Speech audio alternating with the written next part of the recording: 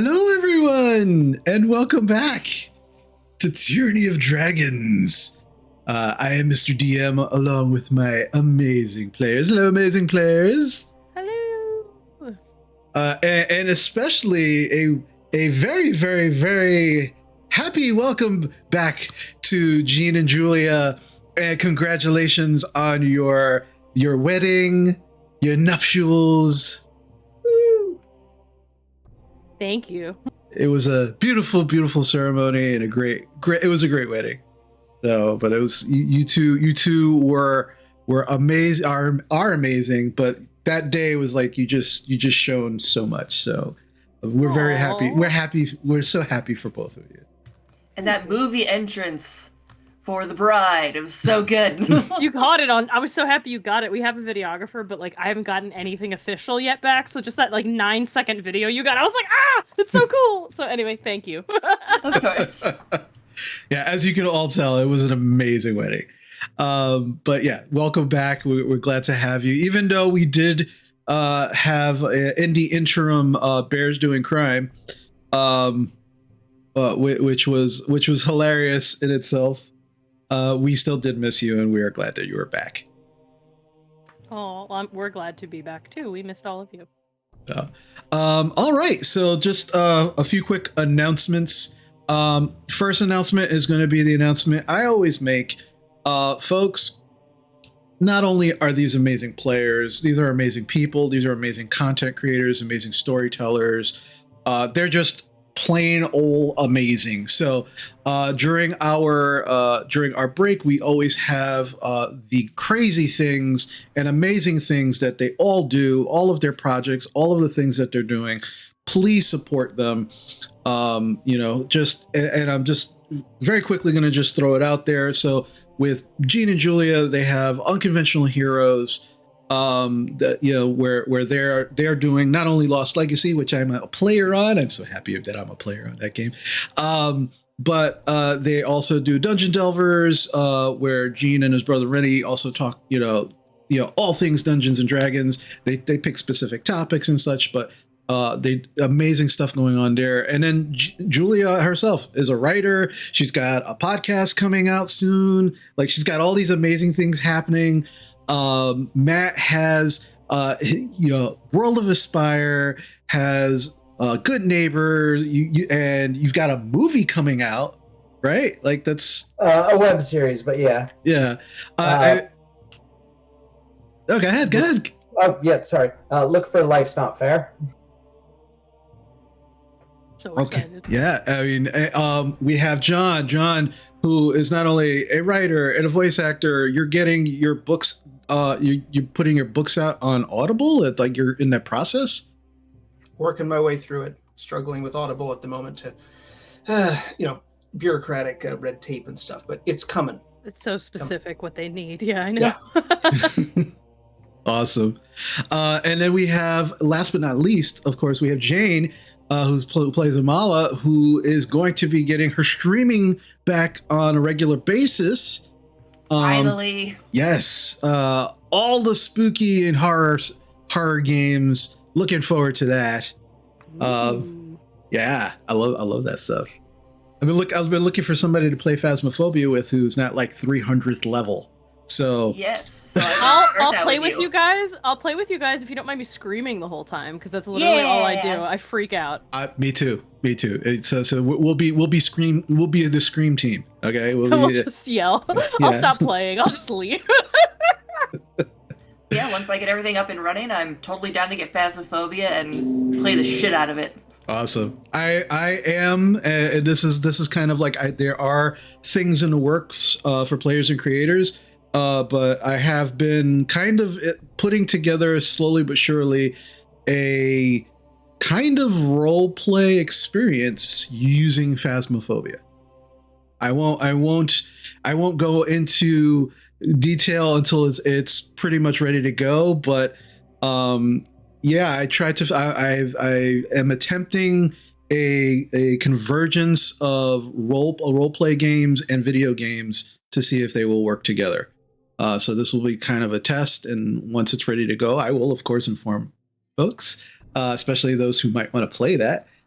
because oh my god, it's so much. It's going to be so much fun. Think this, okay? Fake commercials. Playing the game will be your role play experience. Will be the minute we start streaming, as if we are really doing a thing. Everything that we do outside of, like, when I say out of game, will be kind of almost like a virtual LARP experience, essentially. Like that's what I'm trying to go for here. So we'll see how that works. But that's one of the things I have, for the new year, like coming in for the new year. So, Chris, yes, I have 2 words. Mm-hmm. Ghost facers. That I will say, for anyone who's familiar with ghost facers, that is I will just say, if you're into supernatural, you know what ghost facers are. But that is kind of my inspiration for this. Ghost facers is kind of my inspiration for this whole project I'm trying to put together. So, but I just wanted to tease it a little bit. I don't want to give any more spoilers, because the experience itself, if we do it right, is going to be amazing. So all right, so that's kind of that's but going back to what I was saying previously during our break, please check out all of our amazing players' content, all of the things. Please support what they're doing, however you can, because again, that's how we lift each other up, is by supporting the things that we are doing and the things that we love and the things that we're passionate about. Also, we have, as you can see, for our 1 year anniversary, we just hit our 1 year anniversary a week ago. You will see the new players and creators logo all over the streams. So again, I want to thank Grant Wilson for his amazing contributions to everything that we're doing with streaming. I mean, between the splash pages that he's done and continues to do, the new logo for us, like, Grant Wilson is amazing. So he does stream, but is not a regular streamer. But when you get the chance, honestly, like, just check out his stuff. He does have some VODs on his channel. But I will say his main claim to fame is how much he supports streamers on Twitch. Because he does not only do these amazing graphics and these amazing splash pages for players and creators, but for a lot of different streamers, and he does it out of the kindness of his heart. So I've been forced to pay him, like, to tip him for his work, and he can't stop me. So which is one of the amazing things, that you can actually, if you have a tip page up on Twitch, you can't stop somebody from tipping you, especially for what they're worth. So if Grant ever does any of those things for you and he refuses payment because he is an amazing person, just nod and tip the hell out of him. That's my advice. So all right, so that's that announcement. And we will have new merchandise in our stores, and in our merch store next week, folks. Featuring the amazing artwork that you see here for our players. And that will actually be when the merch comes out next Wednesday. We will be featuring that here on the stream. We'll show you all the amazing artwork and all of the pieces that it belongs on. So that's buy everything. It's gonna be, oh my god. The artist who has done all of the work, Danielle, with Rose Garden Illustrations, amazing. We should have an Amala hopefully by the end of this week, that we can add to everything. But yeah, it's just amazing stuff. So look out for that. Again, I'm so excited. I mean, I can't even believe we've been doing this for a year. And I can't believe we are where we are right now. And there's just so many crazy things in the works. So it blows my mind and humbles me at the same time. Like, how many people have supported, how many people have been involved. And so I want to thank I want to thank you, my players. I want to thank my mods, especially my personal mod, my wife, Mama Shady, and also just all of you who are just watching and supporting, following everything. My patrons on Patreon.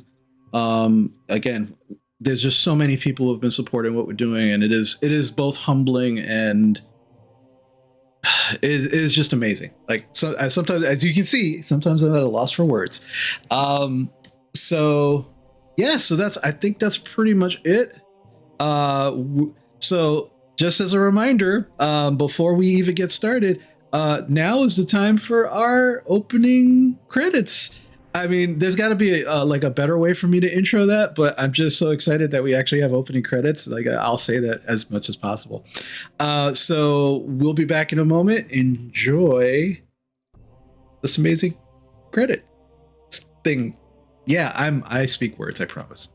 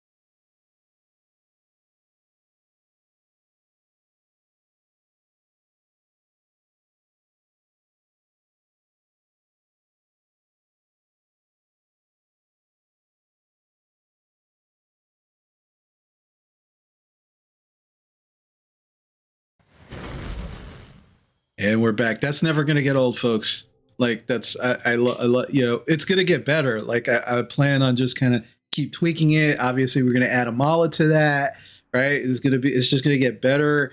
You know, hopefully we'll get like the movie trailer guy or an equivalent. We'll figure it out. It's going to get better. In a time. In a time. I'm terrible at that. Okay. All right. But now that we are back, it has been 2 weeks, so a little bit of a recap. So as your group, a major way to the town of Greenest to find an escort, an individual back to the Rock Seekers. You found that this unfortunate town was under siege, not just by kobolds, by cultists of indeterminate make, which you have actually now determined to be the dragon cult. You also experienced that the town was under siege by a blue dragon.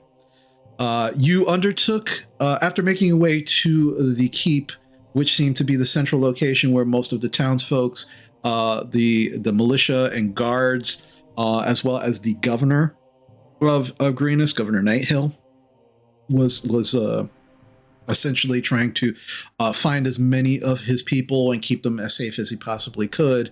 You began not only helping the governor and his people, but trying to determine what exactly this attack was about. You did put a few things together, and it seemed to be at some point they weren't really trying to destroy the town. It wasn't so much of a siege as maybe a way to get rid of the townsfolk and get them out of the way while the wealth of this town was being sacked. This was later confirmed by an interrogation that you helped upon actually capturing what seemed to be some kind of leader, at least someone who was directing the what's been going on as far as the siege was concerned. But the night has been long. You have gone out multiple times, and more recently, you came back from an attempted ambush at the mill, where you not only took care of the ambushers, but you also stopped them from blowing the mill sky high. Bocek was a little slow in the uptake, but thankfully, you were he was able to hold the torches out to the sides, keep the fire from actually continuing its merry way into the black powder, and saving the mill, but taking care of the ambushers. Beaten, bloodied, tired, you finally made your way back to the keep after many hours of just going back and forth and actually doing battle with the dragon itself and driving it away. Finally, you felt like it was a time to breathe. We could take a rest, but no. As you were resting, you heard a clamor of guards moving along the wall, pointing towards the direction of the road leading into the keep. And just as a reminder for folks who either forgot or might have missed it, I'm going to essentially just replay exactly what happens. From the darkness, a creature strides into the dim light of the dying fires around the keep. Although it is shaped roughly like a human, it is at least 8 feet tall. Its skin covered in blue scales. Its fingers bear wicked claws, and its face has the muzzle and reptilian eyes of a blue dragon. The creature stops about 80 yards from the main gate of the keep and scans the walls. A line of kobolds fans out behind it. With their spears, they prod 4 human prisoners into the dim light. You can make out a woman, a teenage boy in a blood-soaked tunic, and 2 children. Then this half-dragon hails the keep. Defenders of Greenest, this has been a successful night, and I am feeling generous. You see these 4 pitiful, useless prisoners? We have no need for them. So I will trade them back to you. Send out your best warrior to fight me, and you can have these 4 in exchange. And that is where we last left off. So as this proclamation of this creature, which again, Amala, you definitely recognized as a half dragon, you do also see the long, pointed and scaled tail, absolutely bearing a striking resemblance to the blue dragon that you all did drive off earlier in the evening. You can see all of these kobolds just kind of holding the spears up, pressing them into the flesh of these prisoners, these children, teenager, and woman. As you begin to kind of see and try to, you're starting to take in this picture, there is a commotion amongst the guards down below the wall. You see one of the guards actually jump down and begin to make his way towards one of the gates. The Castellan and a number of other guards run after him and just grab him. And you can hear him, "No, that's my sister. Those are her kids. Let me the fuck go right now." And they're just kind of like trying to stop him from just rushing out there. All right, well, yes, I'll go have a talk with them. Dibs. Listen, What? Whoa. What? You all are okay at fighting. You know I'm the best. Like, I fought Okay, dragons and dinosaurs. Hold on, real quick. Which one of us is least tired? I haven't done anything. I've just fired arrows this whole time. I am feeling, for lack of better term, sorry, Gorple, I am feeling froggy right now. Yeah, but I have a net that has barbs and I'm covered in poison. Yeah, but look at the length of his arms. He's not gonna get in close to you. Besides, he's a dragon. He's just gonna breathe on you and cook you. Yeah. He's Well, an abomination. I should he- probably fight him. as he comes closer to me, I'm going to capture him in a net and then shoot him full of arrows because I'm not going to let him touch me with that dumb sword he has. He's All a right. half dragon. That's not going to work. Dragon. Yeah, am the best going part to- of him. I'm going landed to outside stand the here. shell. I'm going to stand here and cheer the rest of you on. And maybe if I get the chance, maybe I can, like, I don't know, like, shoot some of these kobolds to death after you get fighting to try and save them, or I leave them alone. I don't know, whatever you want All me right. to do. Do you have that Is there- spell to make people go to sleep? I wish I did, but no. I'm going to get that I spell also very have soon. I also have a bunch of jars of weird shit that I'm going to also throw at him. I'm Okay. just saying, I got a lot of weird tricks, but I have planned for fighting people like him. All right, let's just, before we all start fighting each other just to get out there, we're all in agreement that basically I don't give a damn about whatever honorable thing he sets up. As soon as those hostages are away from that folk, we're killing them all, right? Oh yeah, 100%. Okay. Oh, yeah. yes. Just making sure we're all on board with that because this is unacceptable. I was going to start taking shots as soon as they got away. Yeah, All right. I had So- no plan on keeping any of this honor. All right, so all we need to do is one of us has to go out there and basically sell okay, I'm here, send those people in, and as soon as basically we switch place, the fighter switches places with the hostages, we all go out and just mow those bastards down. Yes. I don't care what you guys do. I am going to break man like fucking Twig. Do it. Twinkie. All right. Oh, well, good luck. I'll race you. Well, here's the thing. Okay. I think what we have to consider is Already racing Drobar. I'm not moving at this point. I'm like, he's tired. He's like, I shouldn't have said that. I can just climb down the wall and get out ahead of all of you. That's Yeah. not the point here. You're all on the wall. You're all on the wall at the moment, and you're just kind of like looking over. And actually, you can all see Governor Nighthill actually making his way towards you at the moment. He's not I'll at, say- toward I you. will lean over the wall and just say, give us a minute. We're rolling dice to see which of us gets to kill you. Give us a second. We'll be right there. Very well. All right. Well, All he right, definitely I has. can send it. He has an ego. So here comes I guess really the thing is who can last long enough until they're ready to strike and who can move quick. I can't move quick.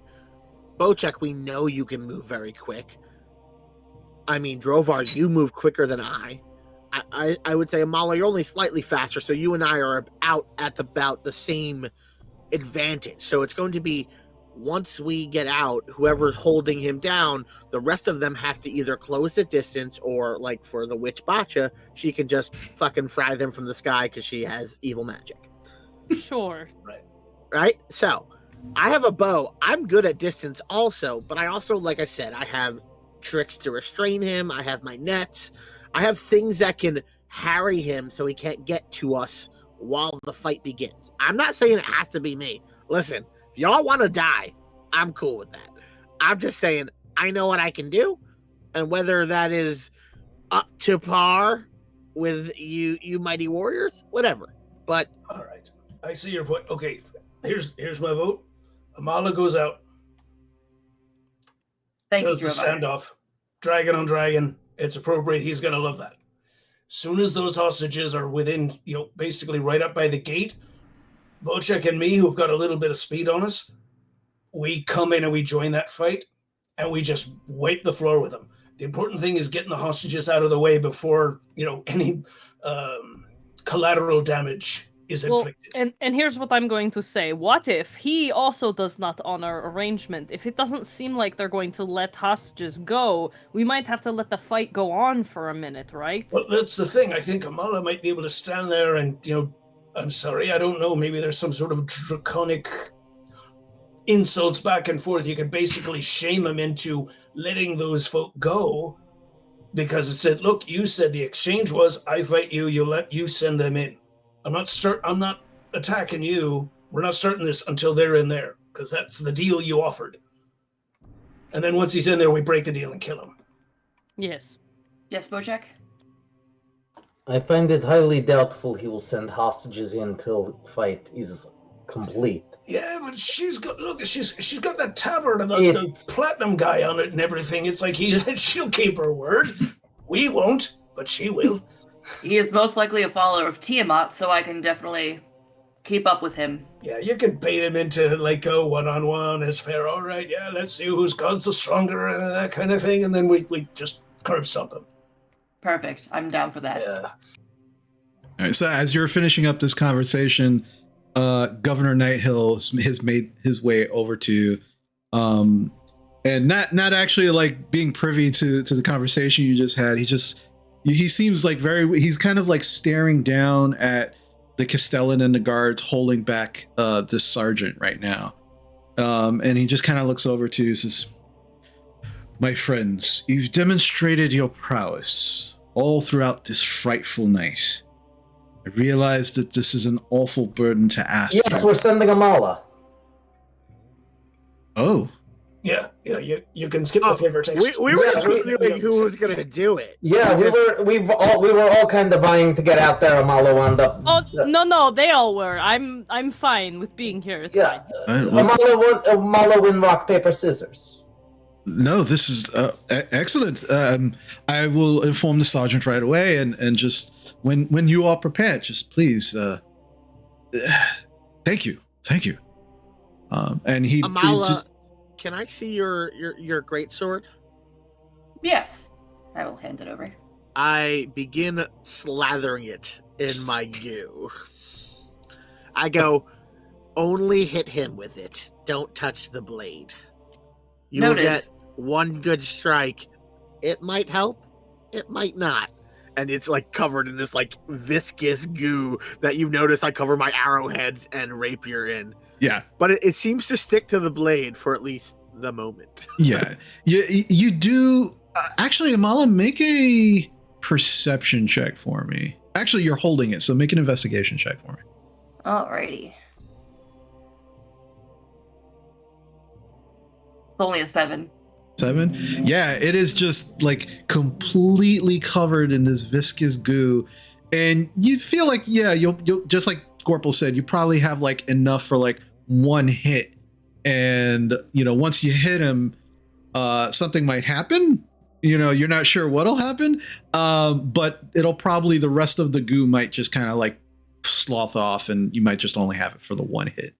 But it's pretty gross. Look, now you have my poison, see? So I still get to help. Perfect. And you will get to help with your whatever you have in jars to throw at him eventually. I was actually going to talk to Bocek and Drovar. So if we have oil, I have alchemist fire. If we can coat the front line of the kobold to kind of create a wall of fire to separate them, that would ensure that they can't backstab the people they let go. So we could hurl oil at that area. It's not that far from the gate, honestly. And with the alchemist fire, we can rain down and kind of create a wall of fire between the leader and his kobold minions, which could give Amala time and us to finish it off or pick off the kobolds. Well, it's a possibility. I got 1 flask of oil. Hey, Governor, how much oil do you have? We need flasks of it. He's like on his way back, running down the stairs. He turns and goes, how much do you need? We're going to need as many as we can get to throw past the creature. We want to separate it from its lines once it lets your people go. All right. I'll send instructions to start bringing you oil. Just take what you need. Perfect. And he runs back. He continues to run down the stairs, and you can actually now see him talking with the Castellan. You see him talking with the sergeant, who they're all holding back. And at some point, like he actually stops trying to pull from the other men, and he kind of looks up to all of you, and you just see him kind of mouth "thank you." And then you just see a number of other guards begin to run into some of the doorways of the keep, and they begin kind of pulling. Now you can see a table is brought out, and they start putting flasks out, and you can see there's over the next like 2 minutes, they have pulled out at least 8 flasks of oil. So does that sound like a decent plan, Drovar, Bocek? We'll kind of we sit at that front door, and as soon as the peasants come clear and Amala begins to engage, we hurl the oil and then the flask of alchemist fire across the line of kobolds to separate them. Yeah, we'll try it. You know, they're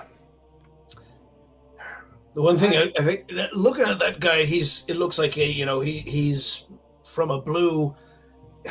I took that breath straight on. It looks like that lightning comes in a line, so we can't stay in a group. We've got to spread out a little bit. So if he uses it, it can't hit any more than one of us at a time. I need to be 120 feet from kobolds so that I can like hit them if I need to, like to help the people get away when the time comes. Yeah, they're actually right outside the keep. They're well within 120 feet. Yeah. Never mind. So I can stay up here and hit them in that way, and I'll try not to line up with any of you down below. Would you like me to start going down? Well, I think we're all going to go down and just wait by the gate. The gate will open. You go out. You get him to let the hostages go. The two of you start to throw down. Once you do that, Bocek and I come out with the oil. We start throwing. We're not going to... I think we're only going to get a chance to throw one before they realize, But if we can create a small enough line so that there is that fire between them and the hostages. Here's the thing. I think once we open the gate and they send the hostages forward, they're going to charge us and try to enter the keep. So that's why us being down there is the smartest thing. Yeah, we got to be there. We got to be ready to move. All right, let's grab the oil and get headed down there. All right, so you all begin to grab your flasks of oil. I will leave that to you to decide, how it's distributed. I'm not good throwing, so only give me like one, guys. I'm terrible. Yeah, I'll take 2 because I have the alchemist fire. Okay. Imala, of course, is going to pray to Bahamut, about getting through this long and horrible night to defeat this abomination of Tiamat. Okay. And so what exactly is the plan? Like, Imala's going to go out by herself? Are you all going out with her? Like, what's the plan? I think the plan is that basically that gate opens enough for Imala to walk through, but we leave the gate open with the intent, like, to give the impressions like, okay, we want the hostages to come through it. What we want is for Imala to convince them, let the hostages go. Once they're, gotten past her, she and the half-dragon start swinging, and once the fight's on, Bocek and I, burst out, throw some oil, and then we just charge in there and try to, bring Big Blue down. Gotcha. Okay. All right. So you're all minus Amala setting up your, where you're going to stand, where you're going to be, and Amala, the doors are open for you by the gates of the greenest guards, and you begin to walk out. And it's about...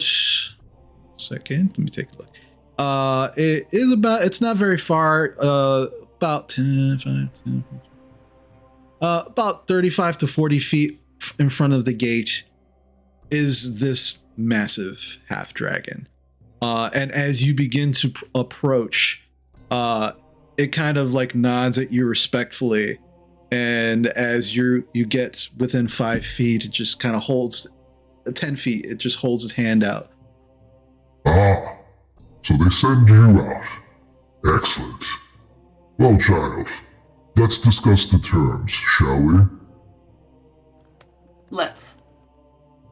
Very well. So, for this honorable combat, since you have agreed to face me, initially we will release the children into your custody, but we will hold the woman so no treachery can be about. Regardless of who wins this battle, you or I, the woman will be released unharmed. Should archers loose arrows, should anyone try to surround us, any treachery that will stop this one-on-one combat, the woman immediately dies. Do you agree to these terms? Can everyone hear this? Yeah, I think so. Yeah, everybody, Yeah. like he's not trying to just talk with you. He's kind of talking. He's being presentory and kind of like talking loudly, so everyone can hear. Yeah, I I'm make- kind of. Oh, go ahead. Can I make an insight check to see if he's keeping his word? Yeah, anybody who would like to make an insight check can do so. Damn, he's faced adventures before. Yeah, I know. I was thinking like Basha just looks right at Drovar and is like, damn. Like, It's like fuck. Bocek is looking at all three of you right now. Non-nat This is your 20. grandfather's dragon thingy, is it? No, I don't know. Amala, you got a dirty 20. Yeah, I got a dirty 20 for insight. Nice. Basha, 16. 16. Bocek, 13. 13. Gorpal, 21. 21. Drovar. 4. I'm too sleepy. I'm just 4. like, can we go kill him? Yeah. So yeah, Drovar's like, I didn't hear half of what he said. Let's just go kill him. Bocek. No. Yeah, Just one Bocek. woman. Can we just go for Yeah. it? Bocek, you are so antsy. You heard everything. You don't believe him. He's full of shit. He's gonna kill everybody. But the rest of you, especially you, Amala, you absolutely can. Let me see. Warple got to 21. Yeah, Basha. He seems to be on the level.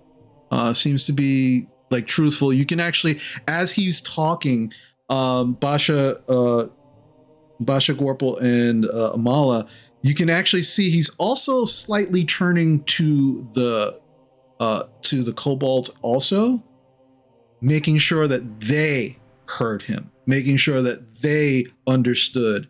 And Amala and Gorpal, you can see the kobolds kind of like shake and shiver, like, you know, scared of the like this half dragon. And you can tell that they will definitely do exactly what this half dragon said. Not only that, Gorpal and Amala, you can sense the absolute like it is stopping itself from just outright attacking. It's excited. It is anxious for this battle. It definitely seems to want to have honorable one-on-one combat. All right, so you will release the children to the keep. Yes, should you accept the terms. But you keep the woman, and no matter which one of us wins, which I presume this is to the death, the woman will get released no matter what, unharmed. Whoever the victor may be, the woman will be released unharmed, as long as no treachery is afoot. And does the treachery also mean if one of your kobolds steps out of line, the woman will die, or just from our side? They will not interfere. And as he does that, you watch like and you can tell they're not going to interfere. DM, what time is it in game? It's probably about anywhere between 2 and 3 in the morning. Okay, so not dawn. That's Not the dawn. key. No, not dawn.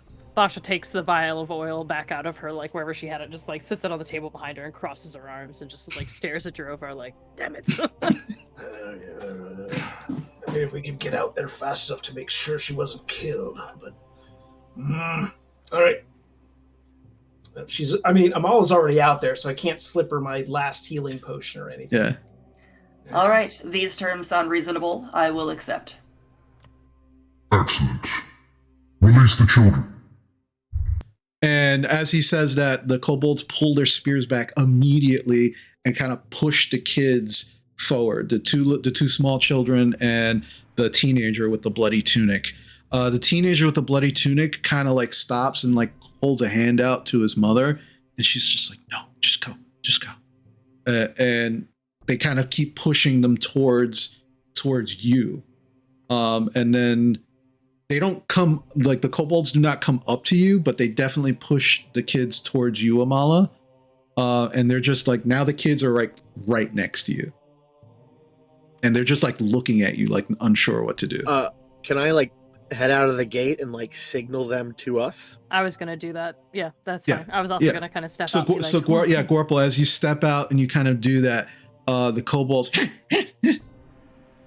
and I don't have my weapons out. Yeah, No weapons out. the half dragon looks at you and then just kind of nods, but it's just like staring right at you. And you motion to the kids, and the kids kind of look at you, and they look at you like really like, what?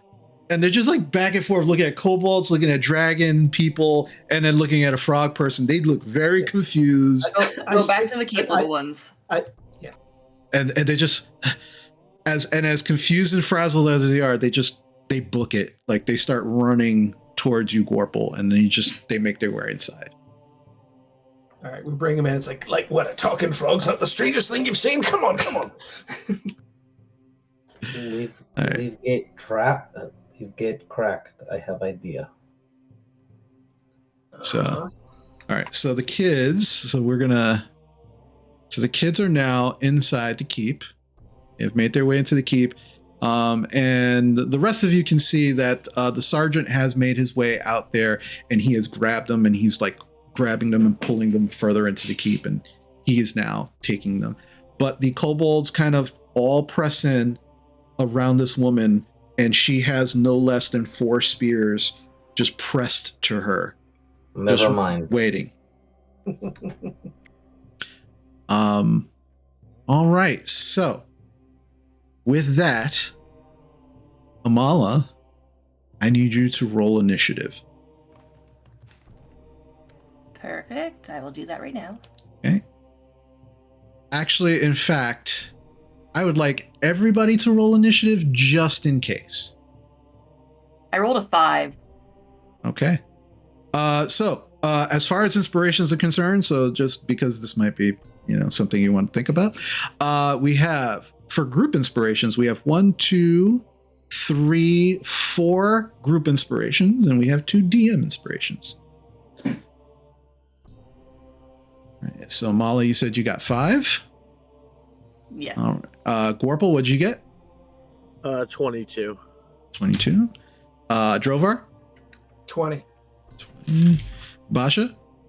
16. 16. Bocek? 18. 18. Okay. And all right. So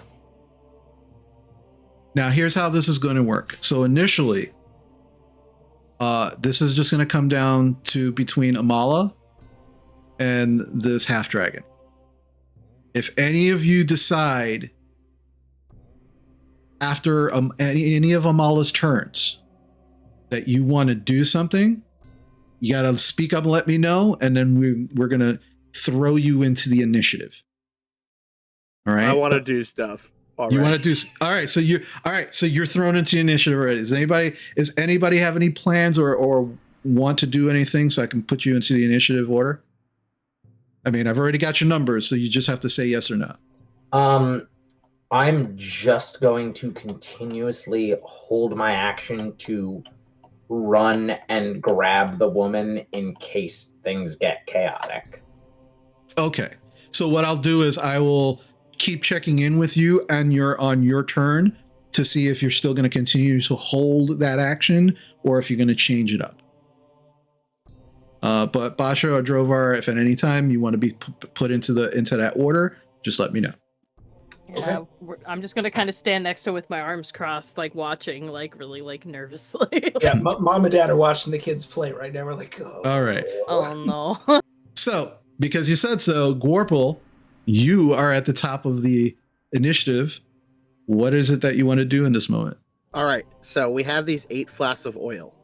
I want to tell the guards to begin lighting lanterns and bright lights along the top wall, because I know kobolds see they're using their dark vision, so if there's a bright light ahead of them, it's going to cause a distraction. Okay.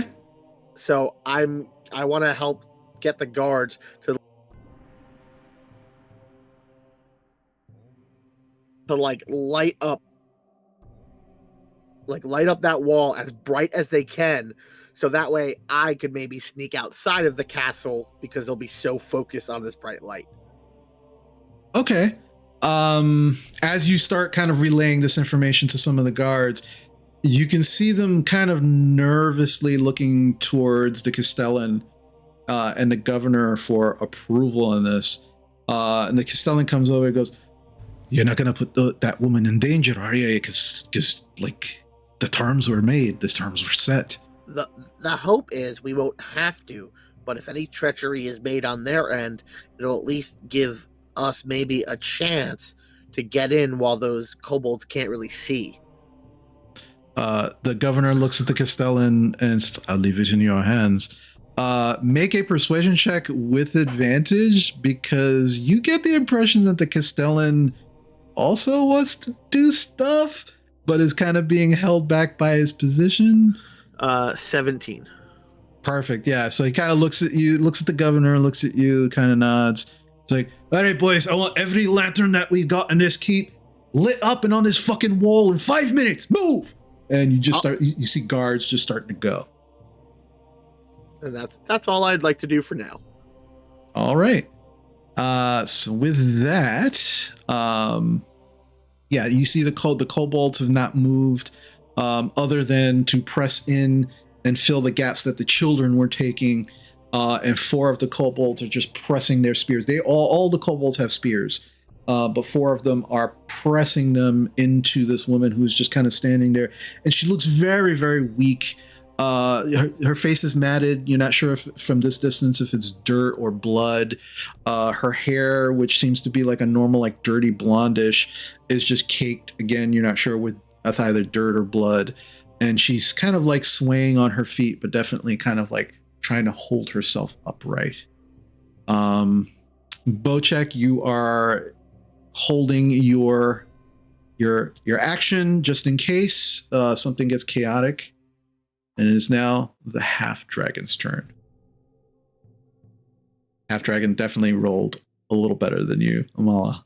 But in this moment, before the battle actually takes place, the half dragon just kind of looks down at you, because half dragon is about a foot and a half, maybe 2 feet taller than you. Only a foot. Only a foot. Only a foot. Okay. And you can see, one, not only is he holding a great sword, but there is a very ornate spear kind of on his back. And he looks at you, and he kind of looks down at you and says, "Very well, cousin. This will be a glorious battle. Are you ready?" Please tell me your name before we begin. Yes, absolutely. Manners, of course.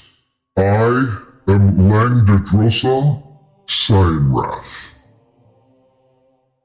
And you are? I am Imala Alaros, Paladin of Bahamut. kind of looks at your shield that is emblazoned with the actual symbol of Bob. Oop, who did we lose? Lashteen. Oh no. Oh no, we're at the good part too. Let's see. I think we got him back. Got him back? You're getting him? Bear with us, folks. We have technical difficulties.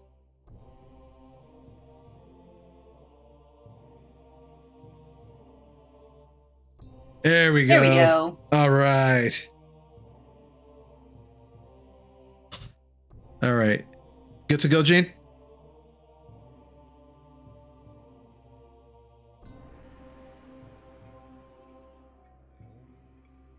I think he's all right. All right. Perfect. All right. Excellent. Oh, So, okay. yeah. Now suddenly I can hear everybody again. Okay.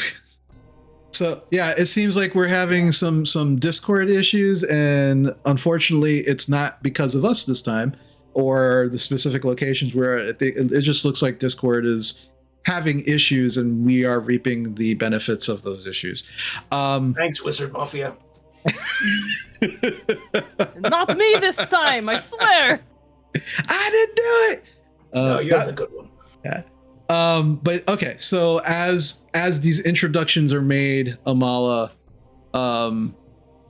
just kind of nods to you, and again, obviously seeing your symbol of Tiamat emblazoned on your shield. Bahamut, not Bahamut. Tiamat. I'm sorry, Bahamut. He just kind of looks at you and kind of chuckles a little. I figured you were something along those lines. I've never defeated a paladin of Bahamut yet. Tonight will be glorious. He raises his sword in salute and then rushes in for an attack. All right. So the great sword, his first attack, because he gets 2 attacks with his great sword. I think that's going to miss. That's an 8. Yes, my AC is 19. Okay, yeah. I'm going to use one of my DM inspirations to re-roll that. That is a dirty 20. All right, that does hit. Okay.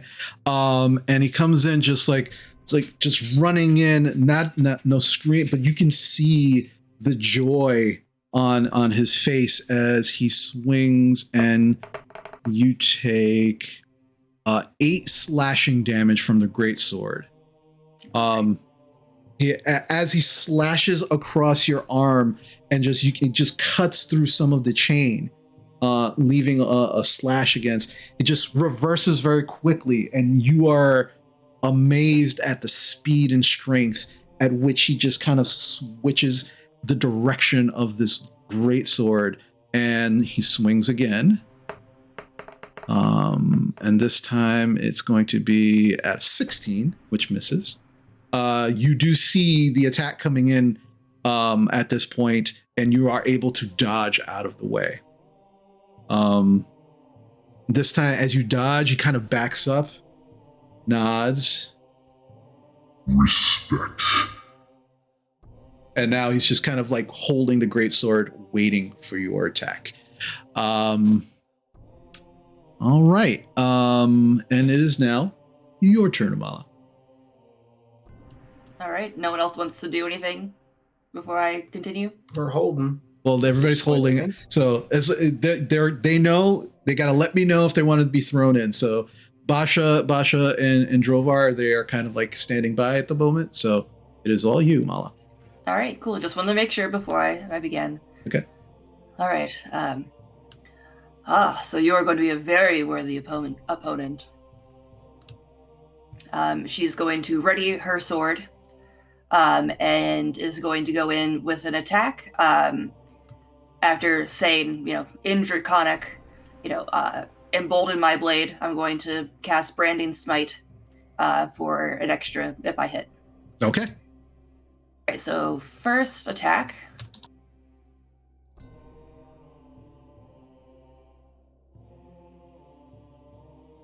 Does a 15 hit? You swing your sword, and he catches the sword on his armor on his arm and just knocks it off. All right. I would just say that you've got as many, if whatever inspirations the group has, I'm happy. Just Yep, all yours. throw them in. You gotta sort of try to get some crits, and if you got smites in there, save them for that. Perfect. All right, let's roll again, and then we'll see. Is this with a group inspiration? I'll use a group inspiration. Okay. Just let me know because I got to keep track of what's It's used. a 16. Unfortunately, that does not hit either. All right.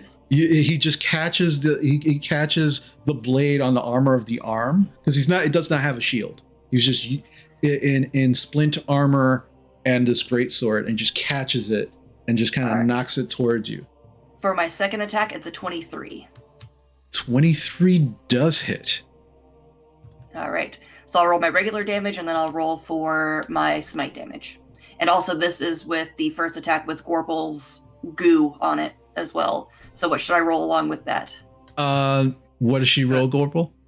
You need to make a DC 12 con save, Chris. Okay. And if you fail, it is 2d4 poison. If you pass, nothing. Okay. That is a 15. So the unfortunately the poison is spent, and it does not seem to have an effect, even though it does take the hit. So now you get to roll your damage, Amala. All right, so that would be 16 plus 9. Ooh. A hit. A very palpable hit. So let me do some math. Hold on 1 second.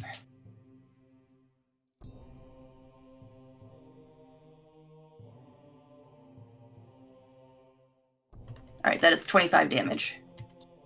Very nice. Yeah, and it as you slice through, you almost mockingly, where he had stopped your initial blow in the arm, you swipe at the same arm and you cut away some of the splint armor.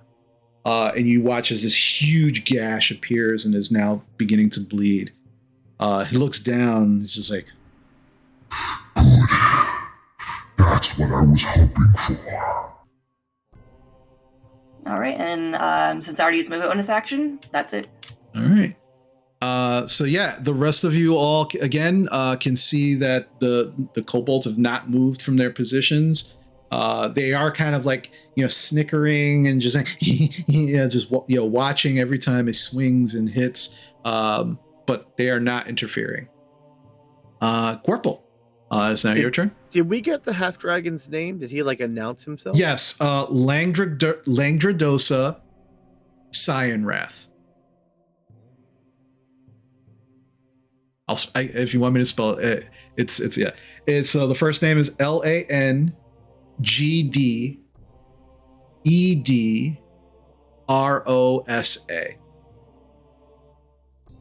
and then Cyanwrath, CYAN Wrath.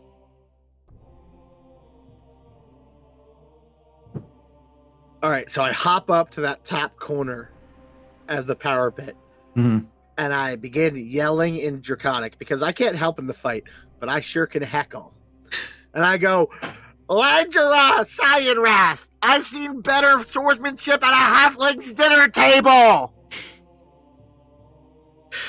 He shoots up to see where it's coming from, looks up, and you just watch him as he smiles. He's kind of like a small smile appears on his face and just kind of chuckles a little. And then for the rest of my actions, if he swings his sword, I will boo. Okay, perfect. No. I'm gonna just start because I remember in Chult watching the dinosaur coliseums and the races, you could get under a racer's skin. Right. So I'm going to be attempting to kind of try to get under his skin. Also, maybe the kobolds, because they're going to be like, oh shit, he's talking shit to this thing. So that's what I'm attempting to do. Okay. Make me a general charisma check, Gorpal, with advantage.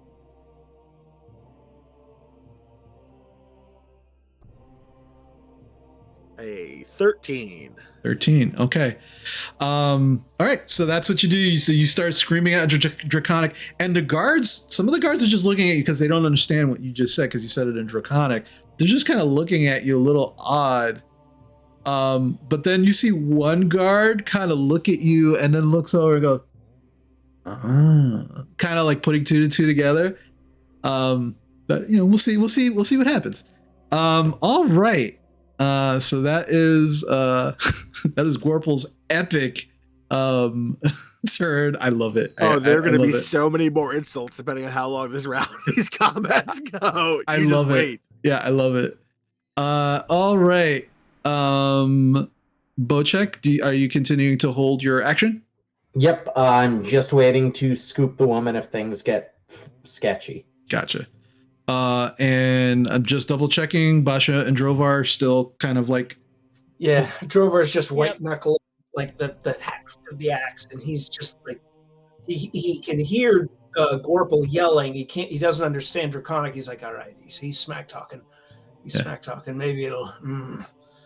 All right. He's by the entrance to the gate. At some point, he may kind of look out, try to, get thinking football for a second, trying to get the kobolds to jump offside, but he's like holding off on that because they'll probably skewer the woman by accident. So he's like, okay, he's waiting. Okay. All right. So it is now Langdrosa's turn.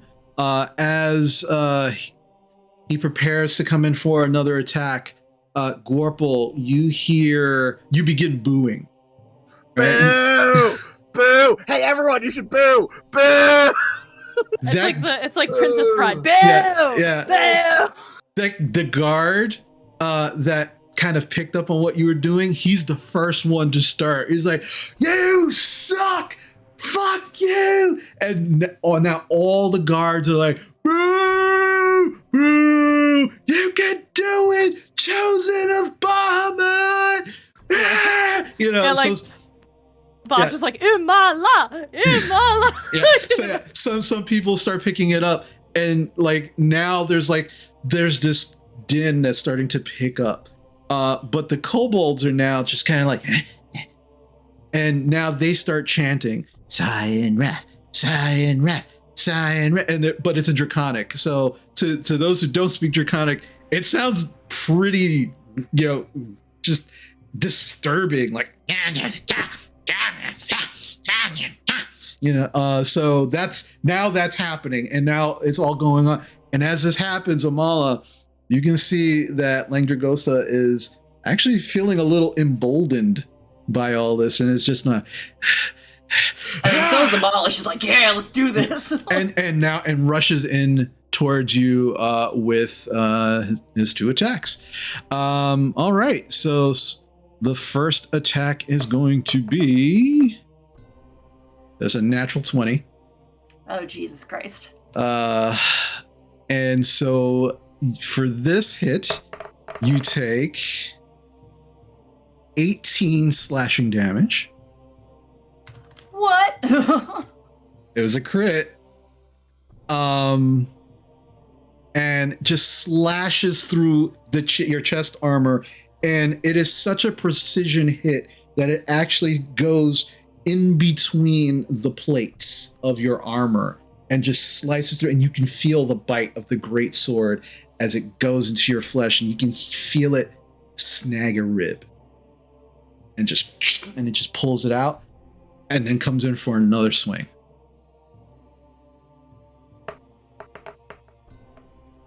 That is going to be a 24 to hit,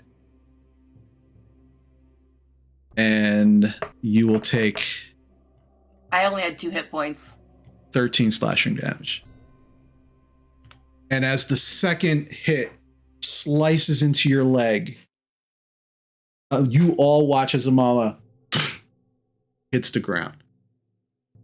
And as Amala hits the ground and he pulls the great sword back, he just kind of stares at you for a moment. He just flicks the great sword, flicking much of your blood off of it into the dirt. Sheathes the great sword. Bows to your unconscious and prone body. Release the woman. Immediately, the kobolds move away from her, and she begins to make her way to the keep. Okay, I will go out on our, my axe is on the back, but I start coming out just like to, try to collect her, collect Amala. Yeah. Well, as you kind of come out and the woman is coming in past you, you also see the sergeant, like, who was taking care of the kids, like, comes out to come make sure that she's okay as well. And as soon as the woman is right by the keep doors, Sirenrath kind of looks up at all of you. He looks up at the wall where the lanterns are being lit and where you're all booing. And you can hear the guards. The guards immediately, as Amala hits the ground, just stop. And he just looks up at everyone. You will not see me again. Thank you for sending your champion out. It's a wonderful conclusion to a very exciting evening. Does the girl get inside? Yeah, at this point she's inside. Almost like Second she's inside, I'm dashing and decking the dude. Yeah, we're gonna keep this. We're gonna fight. That held action, I am running up to him full speed and decking him in the jaw. Okay, it's not your turn yet. In fact, you were actually before him. But since that's your held action could only be an action, so it's to dash. So you can definitely dash outside towards him, but that's all you can do at the moment. Yeah, but I'm just scooping up, Amala, trying to get her back out of sight so I can put a healing potion in her, but I'm trying to do it without him seeing me. All right, well, here's the thing. So there's a lot. All right, so there's a lot going on. So the woman is now, she has made her way in. Drovar and Bocek, your turns are technically before Langdragosa. So, but Bocek had a held action. So Bocek immediately starts dashing towards Langdragosa. Langdragosa sees this. And now you can see the fury begin to kind of build. And he's going to action surge, pull his sword out, and plunge it into Amala's chest. Okay, still got to roll, but I get advantage, and if it does it's a crit, you immediately fail 2 death saving throws. Okay, so we'll see what happens. I mean, I've been in this situation before, so we'll see. We'll see what happens. All right, so that's a 26, so that does hit. You failed 2 death saving throws. And then he just looks up and goes, "Very well. I guess you all have to die." And at this point, so have you made, with your speed, you probably made it right up to him, right, Bocek? I easily would have been in the space yeah. Yeah, okay. So he's going to use his second attack to attack you. Okay. And it's going to be a 19 to hit. That hits. And you will take 10 slashing damage. Okay. All right. And now everybody's into initiative. Right. So everybody is now thrown into this, which means at this time, now that his turn has completely been done, Basha, it is now your turn. What would you like to do? Yeah, she's gonna be like, and grab 2 of the bottles of oil off of the table, and walk out, or I guess run out, move quickly out, and start moving towards the rest of the group, but not as close. Hold on.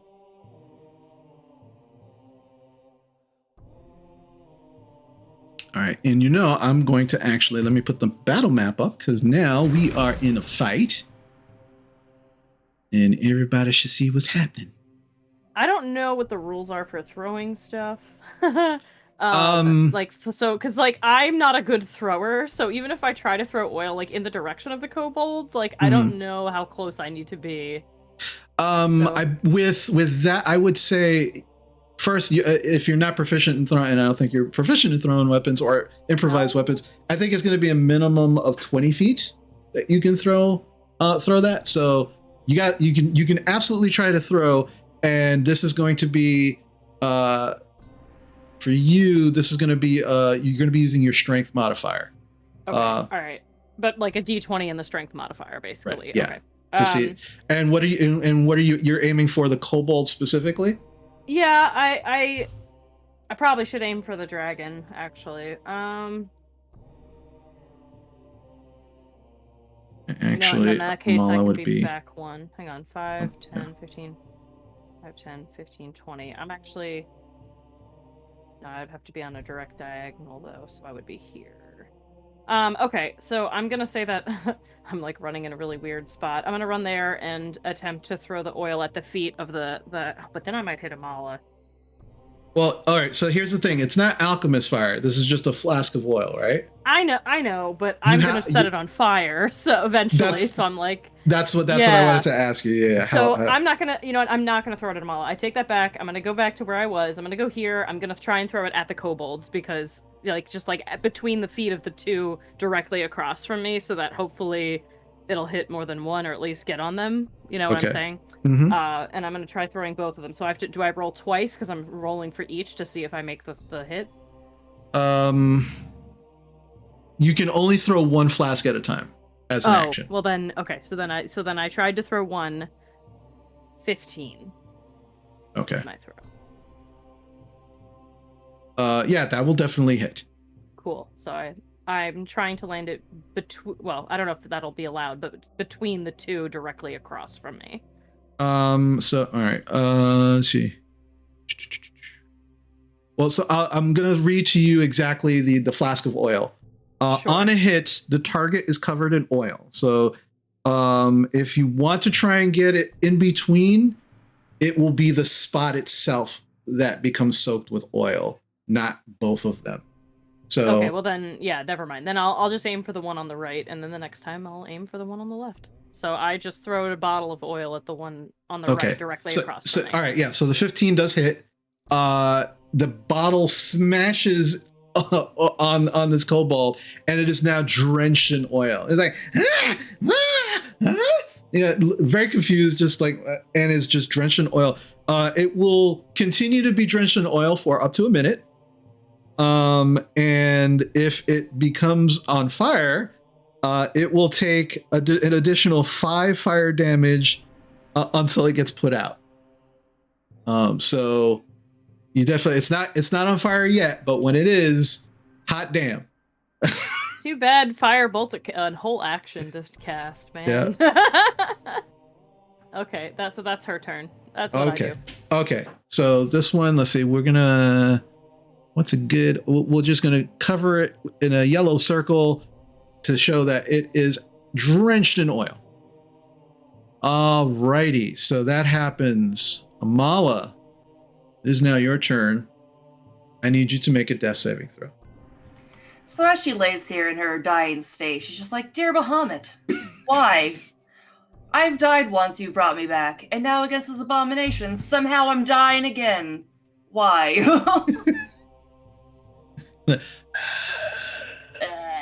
Definitely take a group advantage for this one. Alrighty. Yes, please. I will do that. Okay. Let me do this. Just a base 20, right? Yeah, just rolling on a d20.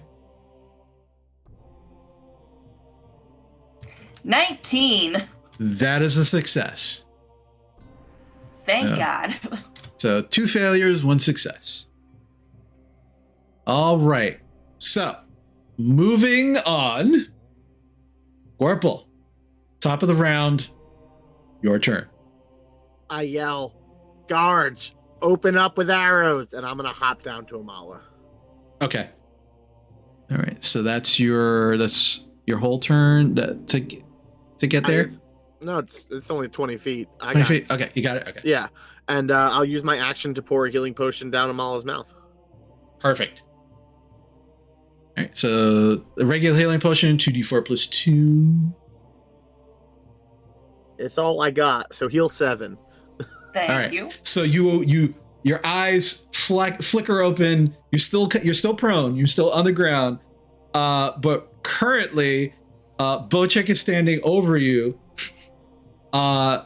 You also see Siren Wrath just holding the great sword, which is now bloodied now again with Bocek's blood this time and yours.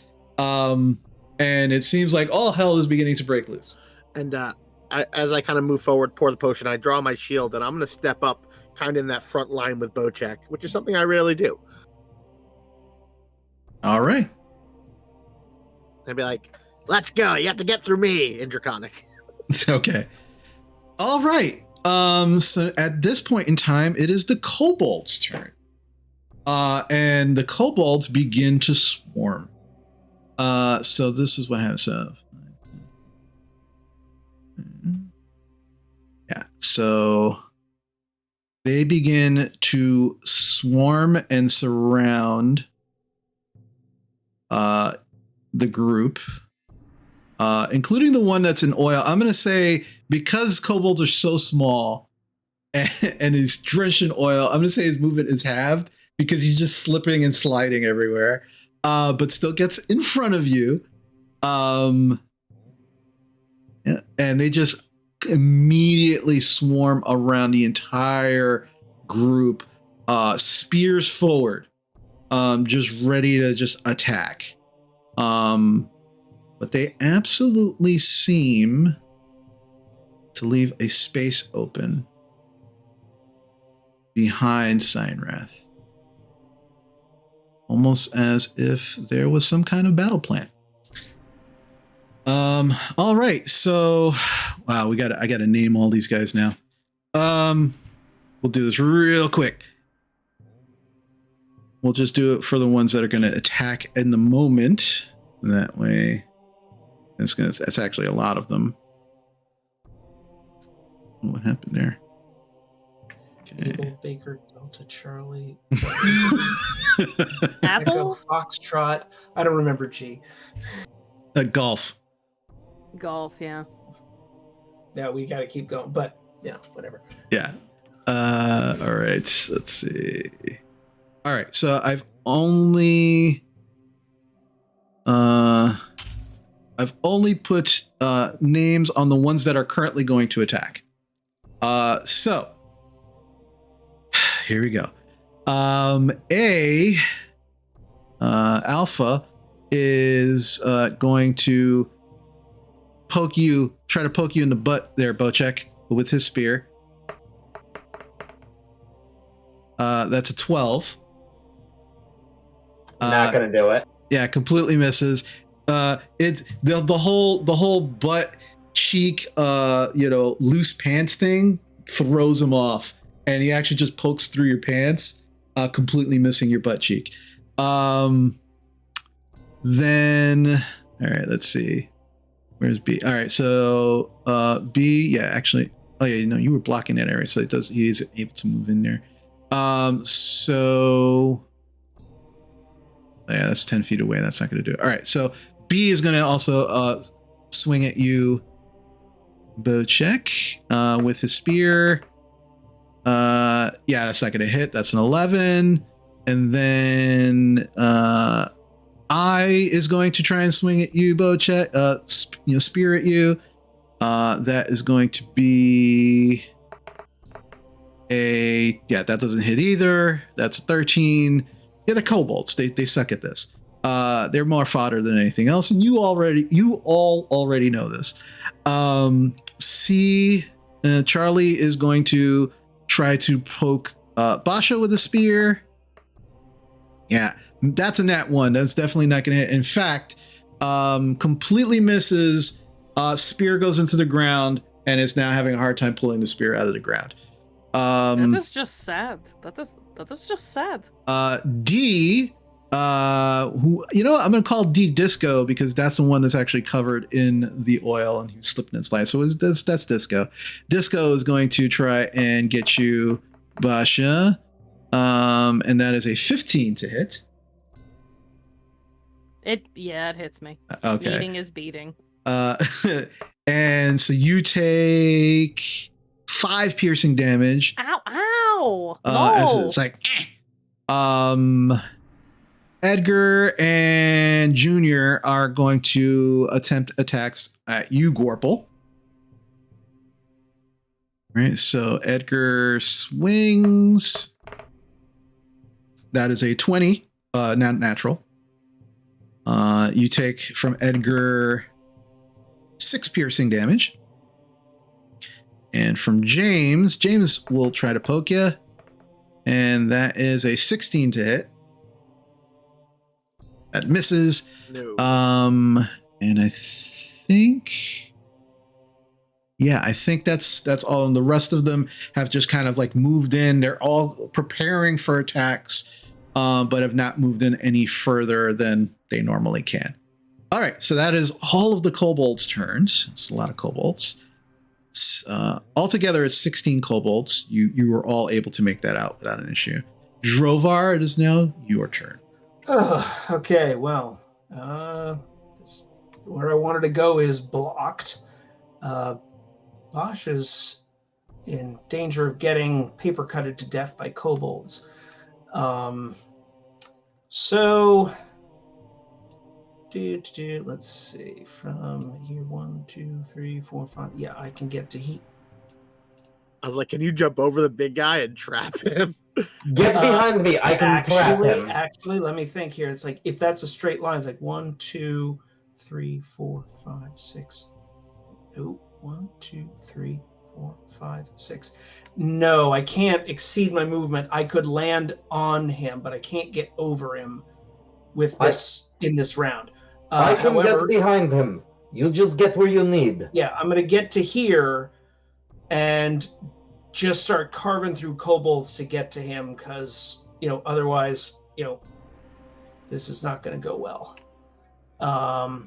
Okay, so Great Axe is out. I've got no rage going. I'm going to go for... Hold on.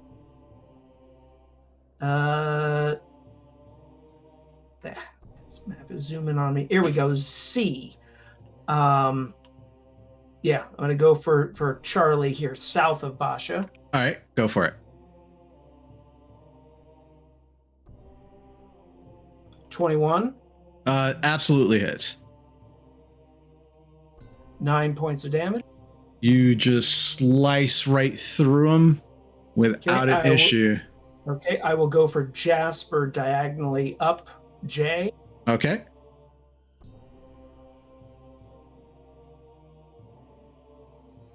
$26 to hit. Absolutely. 15 damage. Another one, you just slice right through, like, and they are those two are no longer an issue. Okay. And you are absolutely carving right through them. I'm just cutting my way up to Big Blue over there. Okay, perfect. Anything else, or is that it? I used my movement. I did my swings. I'm calling out, in all the dwarven curses I can think of, but I don't speak Draconic, so they won't understand me. All right. Okay, so Bocek, it is now your turn.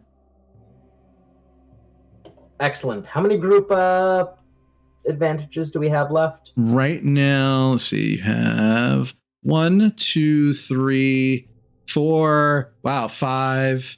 Yeah, 5. Anybody cool with me using one for a plan I have? Because I need to just make sure this hits. Go crazy. Let's see what happens. All right, Kobold B, I'm going to attack with my monk weapon. Okay. 17 to hit. That does hit. Maximum damage for 16. Yeah, you destroy that kobold. Excellent. I'm going to Flurry of Blows for the free disengage and plus 10 to movement.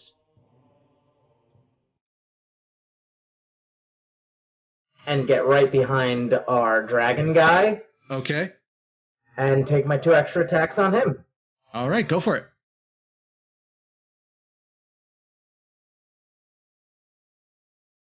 First one's only a 13. You hit, but unfortunately the split mail takes the brunt of the damage, doesn't seem to have any effect. The second one's a 28. That does hit. And that's going to be a 10 necrotic. All right. Yeah, so as you hit, and you've seen this effect before, but as you hit, you actually hit the armor. You watch as that black necrotic energy actually begins to disintegrate some of the armor and blacken it, and it just kind of almost as if it was rusted over many decades. It falls apart as your fist continues and goes right through to the flesh and hits. And as it does, he just kind of like, What is that foul magic? all right. But he's still up. Yeah, I figured. And that's the end of my turn. Okay. Let's see. It is now Steinrath's turn. So it kind of looks down at where you kind of like punctured through the armor, Bocek, looks at you, shakes his head slightly, and runs behind you. Does not leave your melee range. But he leaves mine. Go for it.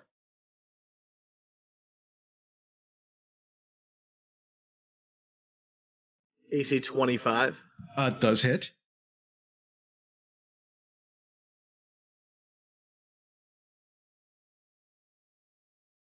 I believe he takes 5 regular damage, and I need a con save, DC 12. All right. Yeah, so he takes that damage, and nope, fails the con check with an 8. Add 3 more poison to that. All right. Just like. He also leaves Amala's threat range, even though she's at disadvantage from prone. Yep. So you can try to make a swing, but it would be at disadvantage. Do it. Use an inspiration. Yeah, use an Perfect. inspiration, bring it back to 0. One flat roll. Yeah. If you use an inspiration, it'll be just one straight roll. All right, cool. Can I try just claws?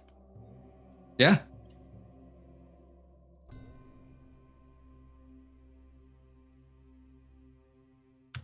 My disadvantage is 19. 19 does hit.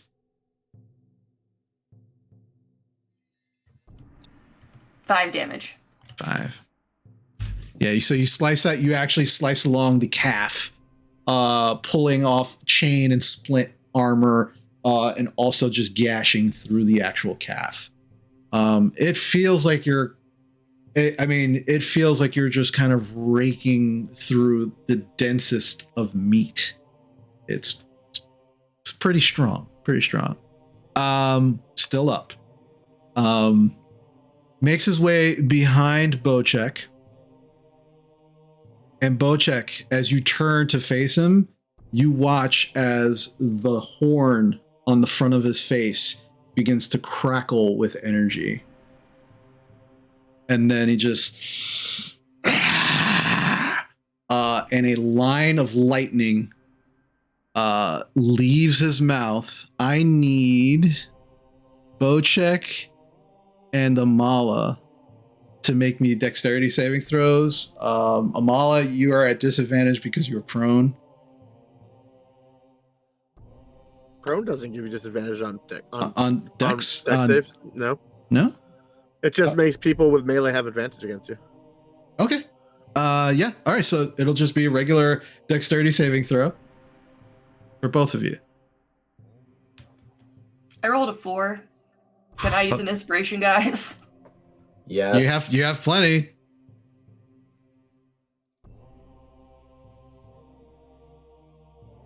The dice hate me tonight. That was a 6. Ooh.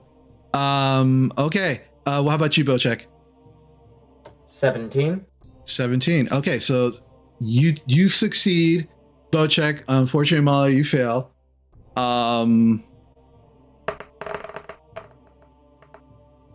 Amala, you take 26 lightning damage. And Bocek, you take half of that. You take 13 lightning damage.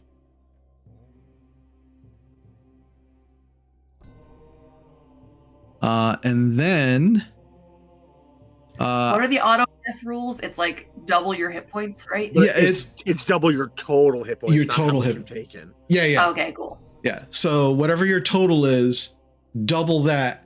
And if you've taken that much damage, then you are permadead. Perfect. All right, thank you. Okay. So you're just unconscious again at this point. And then he's going to continue moving. So Bocek, you do get an attack of opportunity on him because now he's out of your melee range. That's only a 12. Yeah, you just, as he just kind of backs up, you can see the electricity beginning to kind of subside.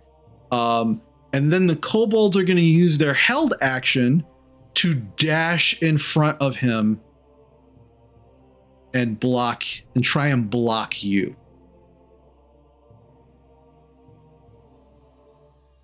That's why they didn't actually use their dash action, because they were preparing for this. So now I have to actually name the rest of them because they're going to die. So Can't die without names. They just can't. Yeah, exactly. I cannot, in good conscience, have someone die and not be named with at least an initial. Damn it. We all remember Mate Shield number 47. He was Yes. a good meat shield. It He was was Mate the- Shield for the round he lasted. the best We pour meat one out shield. for him. Sorry, so he was here, so it's 5, 10, 15, 20, 25. R.I.P. Yeah. Steve. Moves out. So you definitely can see Bocek that he is now beginning to run, like make his way out of here. But it also seems like he's very, very pissed. Like he thought that this was going to go off without a hitch, like the honor combat, and is now very pissed off, but running, and very happy to let the kobolds be exactly that, his meat shields. Are the guards taking any shots off the tower since they all have longbows? Not yet. They will at the top. Okay. At the top of the turn. Cool. And all right. So that actually now leaves. Now it is Basha's turn. Basha gives a heavy sigh and looks down at this oil-covered guy. She's like, I had plans for you, but she's going to lift the book and point her finger straight at the retreating Dragonborn and just be like, fine, Jan, here we go. And I'm just going to shoot 4 magic missiles directly into him. Excellent. Yeah, go for it. Some good, some bad. So that's going to be 5. Mm-hmm. Another 5. Mm-hmm. 3. Mm-hmm. And 2. So 15 altogether. Okay. All right. So yeah. So these magic missiles just begin flying at him. Okay. Perfect. And they don't seem to do. He doesn't seem to take all the damage. You see, that definitely takes damage, but it seems to be lessened for some reason. You're not entirely sure. But he does take the damage. He looks rough. Like besides the cuts that Amala and Drovar and not Drovar, Bocek have given him, definitely looks rough. But is still up and is booking. All right. Do you want to move? Do you want to do it? I mean, I could move to get out of Disco's range, but like then he'll just try and attack me anyway. He's gonna attack me either way. I don't know. I'll scoot. Yeah, I'll scoot over. I know he'll take an attack of up. No, wait, A is near me anyway. Whatever. I'm just gonna stay there. Okay. I'm gonna stay there. At this point, I'm just like, you're covered in oil. Like it's fine. All right. Okay. So next is Amala. Amala, I need you to make a death saving throw. So they've reset. So that's the good news.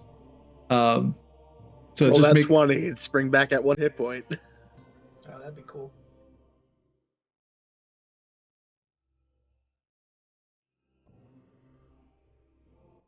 the anticipation. Was that That's 20. Nat 20? Yeah. So yeah, your eyes flicker open. You are at 1 hit point, but still prone. But you're conscious now. I'm going to yell in Draconic, I want a rematch. Yeah, and you feel like all of your muscles sore. You can all smell that kind of like burning ozone smell from the lightning discharge. But you are alive somehow and awake. Maybe as if Bahamut himself heard your prayer yet again. Pure spite. I'm alive out of pure spite. All right. So now, top of the round, before we get to you, Gorple, the guards, you can see, you can hear the commotion, but you begin to see guards positioning themselves or already positioned up on the wall. And you definitely hear loose, and they begin firing arrows at the kobolds. It's a lot of rolling. I'm not gonna do it. I'm gonna make one roll to see how well they do, and then we will determine how many get hit. So I'm gonna roll a d20. Wow. You know what? I'm gonna use the DM inspiration to make that better. That's better. That's much better. Okay, so they hit. Let's see, 1, 2, 3, 4, 5, 6. Yeah, they have that range. Okay. Alpha takes an arrow to the head. Beta takes an arrow in the neck. Disco does not get the honor of being set on fire, unfortunately. Oh! You I'll know. just roll him over his friends and set them all on fire. It's fine. Well, here, funny thing. If you actually set him on fire and throw him in a space, that space will continue to be a light on fire for the next minute. And anyone in that area will take damage. So I'll leave the body there for you, but the body's just there, soaked in oil, no longer moving. And there's a convenient holder, an arrow that's just sticking out of his chest. And then Eddie there also takes an arrow to the knee and dies. Wow. That's pretty bad if you can die from an arrow to the knee. That's like, that ends any adventurer's career just instantly. Instant. And that's pretty much, that's the guards. That's what the militia was able to do. And let me make sure that I account for that DM inspiration. See, DM inspirations aren't just for me fucking you guys over. So we always have to bring an ally with us. Yes, just like a group of guards. Just make them follow us the rest of the adventure. Like, come with us, be our army, let's go. Oh, true, I have never done this before. Yeah, we know. Come on, you saw that. We know you're inspired. Bring your longbows. All right, Commoner, here's a rock. Throw it to use the DM inspiration. You're gonna fail the save and throw either way, but this way the boss doesn't get the double roll. So go, do it. I would keep such a list of all the NPCs you've killed that way. That would be amazing. We set it up as like this list in the intermission. It's just scrolling up with like the number of NPCs. In memory of. In memoriam. All the henchmen that we've lost in this campaign. All the names you had to come up with on the fly. Yeah. Bugbear 32. Like Arms of the Angels playing in the background over Wow. That's great. Magnificent. This is all gold, folks. This is all gold. All right. If we piss off a necromancer, all their ghosts come and attack us at once. You know? All right. Moving forward. All right. We're still in combat, folks. All right. Okie doke. So that happens. And now, Gorple, it is your turn. Is he actually the distance he is away? Yes. Okay. That as far as he can get. Is D on the ground? Did he get shot in the knee, you said? No, he's dead. He's just he's broke- dead. Oh. Yeah. Okay. I just left it there in case you Okay. wanted to use him because he's Alright. definitely usable. I kind of looked down at Amal like I was gonna help her with a healing potion, but with her eyes up, I go, "You got this, Tiger!" And I leap. Okay.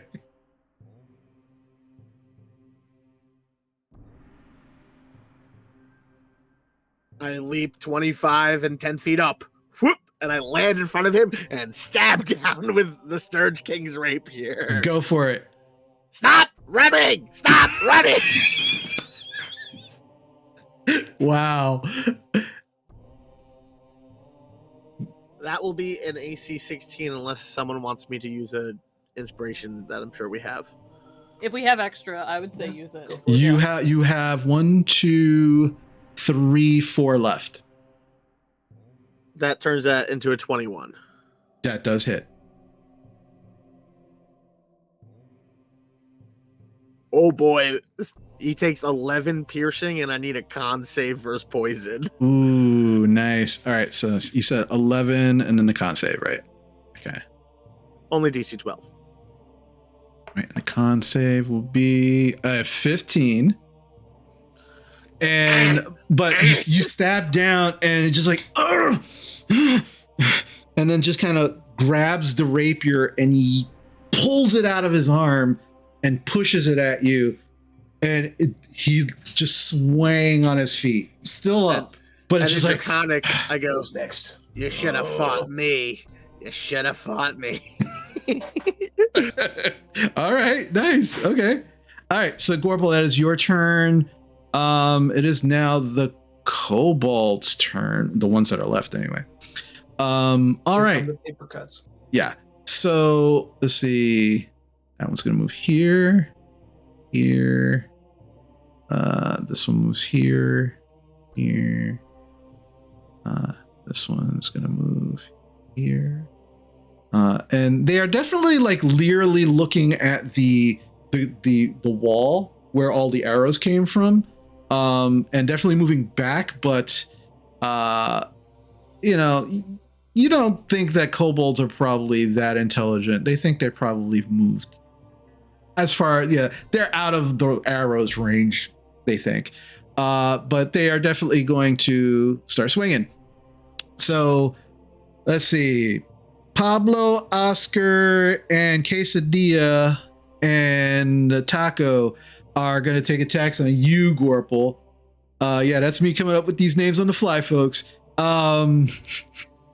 So That's all right. I'm gonna eat their dead bodies, so it all checks out. It all checks out. All right. And So Quesadilla is the best name. Yeah. It is. That needs to come back. someday. Maybe not this kobold, but just that name. yeah, 1, 2, 3, 4. All right. So there's going to be 4 attacks on you, Gorple, with their spears. So the first one is going to be, that's a miss. That's a 7. The second one, that is a 19 to hit. That is the exact number you need. Okay, you take 6 piercing damage. The third, pokey, not lurky pokey, but pokey, that misses. That's a 9. And then the fourth final swing at you. Wow, that was a journey. That was 13, so that also misses. I kind of like deflect it with my turtle shield. Yep. But you did take one of the hits. Then, all right. So now, Iggy, Horace, November, Mike, Lenny, and Killmonger are going to attack Bocek. So that's 1, 2, 3, 4, 5, 6 attacks on Bocek with their It's been spears. wild, guys. I've liked this character. Hey man, No. if Killmonger kills you, you should start playing Killmonger as your next character, just Yep, with a name yep. like that. Oh, I didn't know we had Michael B. Jordan playing with us. Hey, look, special guest stars. But we wanted the other uh, Jordan, the other Michael Jordan. The other Michael Jordan, yeah. Okay, so 6 attacks on Bocek. The first one is a miss with an 8. Swing 2 A miss with an 11. Swing 3. A 21 to hit. Yeah, that hits. That you will take 3 piercing damage. Swing 4. That's a miss with an 8. Swing 5. That's a miss with a 4. And the very last swing. They're kobolds, guys. They're kobolds. Killmonger, come on. Killmonger's the last one. He's got determination in his eyes. That's a 21 to hit. Nothing That but that. hits. And you take from Killmonger 3 piercing damage. Really, guys? Really? They're all like, except for Killmonger. Killmonger, I'm gonna fuck you up. Wow, that kobold has a really deep voice. Just letting you know that. All right, he's one we have to send back to kobolds in trench coats. He's a good candidate. No, then they're gonna take over the business. All right.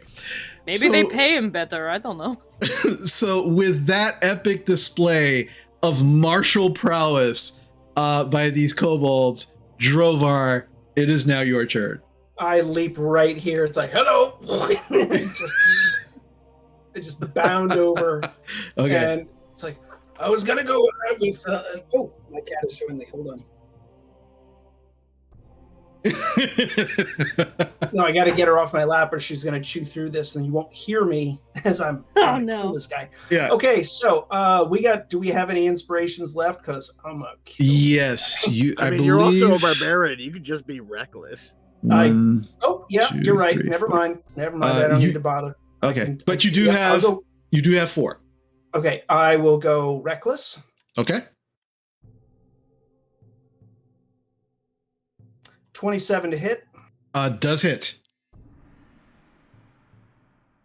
12 damage. How would you like to kill Cyanrath? I basically bound through the air and I land on top of his shoulders and like take him to the ground and kind of flip him over. And I'm looking at him and I just put the axe to his neck and I just say, when you go to hell, tell your queen she's getting this 5 times over. And I just push the axe right through his neck to take it off. So yeah, as you're pushing it through, as you come down, there's almost this very calm silence.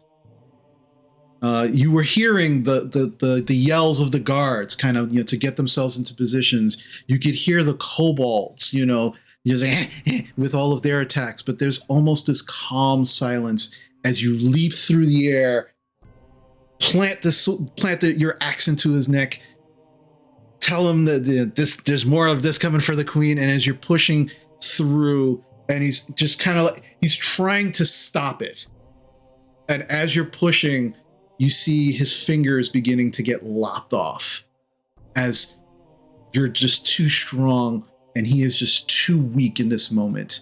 And as the last of his fingers just get cut away from the immense strength of your great axe and the force that you're putting behind it, and it starts digging into his neck, and you can feel it cut through the flesh, through tendons, through muscle.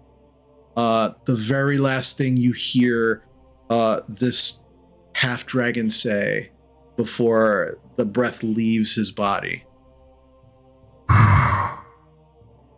Dishonorable. You got honor, you wouldn't be attacking the village. And then the head just comes clean off and just rolls off of the shoulders onto the ground. Discord. Uh-oh. Damn you, Mr. Mafia. we can hear right him. at the dramatic moment. Yeah. But the head rolls off onto the ground. The body stays up for maybe 2 seconds and then drops. The kobold, seeing this... It's not me, I swear! Uh-oh. What's happening? Are you all good? You're all good? Okay. All right, just checking. All right. The No, kobolds. at the moment I'm not. I can see on Twitch, but Discord's giving us grief. Okay. So this is what we'll do. So in this moment, the threat seems to be neutralized as far as the half dragon is concerned. The kobolds, seeing their leader beheaded by Drovar, begin to run in different directions, and between your companions and yourselves and the arrows of the militia on the wall, those kobolds are quickly taken care of, including Killmonger. But in the moment, the threat is neutralized. The prisoners are safe, and that is where we're going to take our break. So that is a great time to take our break, because we will see if we can get through these Discord issues, as well as continuing the rest of the evening. So that was great. That was an amazing battle. Please stick with us. We're just going to take about a 15-minute break. When we come back, we'll finish out the rest of this session, and see what exactly happens after this particular battle. And we will see you very shortly. So stick with us. And Amala had a great nap the entire time.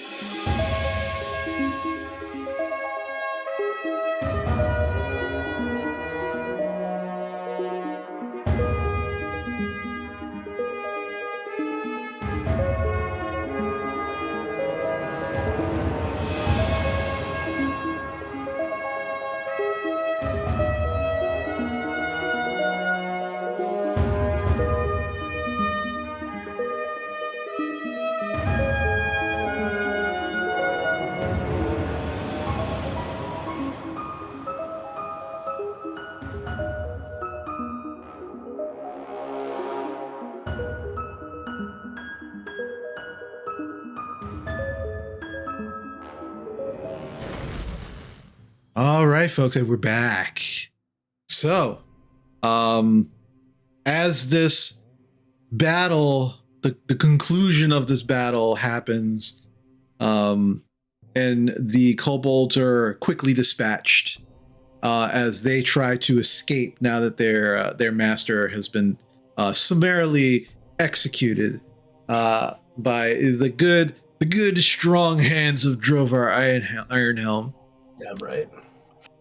Now there seems to be like a collective sigh of relief, and immediately you hear all of the guards, woo!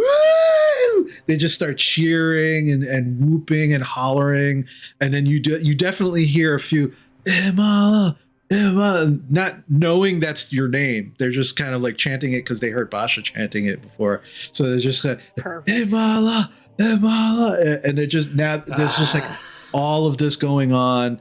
And as you all begin to kind of walk in, they're kind of like clasping you on the back and like, oh, that was great, that was awesome. And Drovar, they're just like, the way you did that is, I'm dragging that body with me. I've called over to Basha. It's like, check him for loot. We got work to do. All right, let me look. You know, I love that all these mammals have a common trait. Anything can be chanted. And he just walks. How did your folk cheer for a hero? What did your folk do? And he just starts croaking and loud, like that just sounds like chanting home language. It's different because it doesn't just have word meaning. Yeah, there's some sort of I don't know.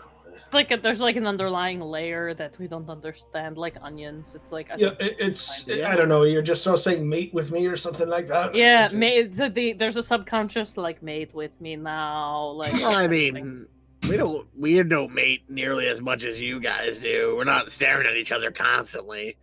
We have pools and we just sad bastards. Let it go in. I know. There's never mind. I'm not gonna explain it. It's like weird. It's like mind flares. It's weird. I don't get it. That sounds very efficient. Yeah, you gotta make more. But not fun. It's not fun. I don't understand the question. Never mind.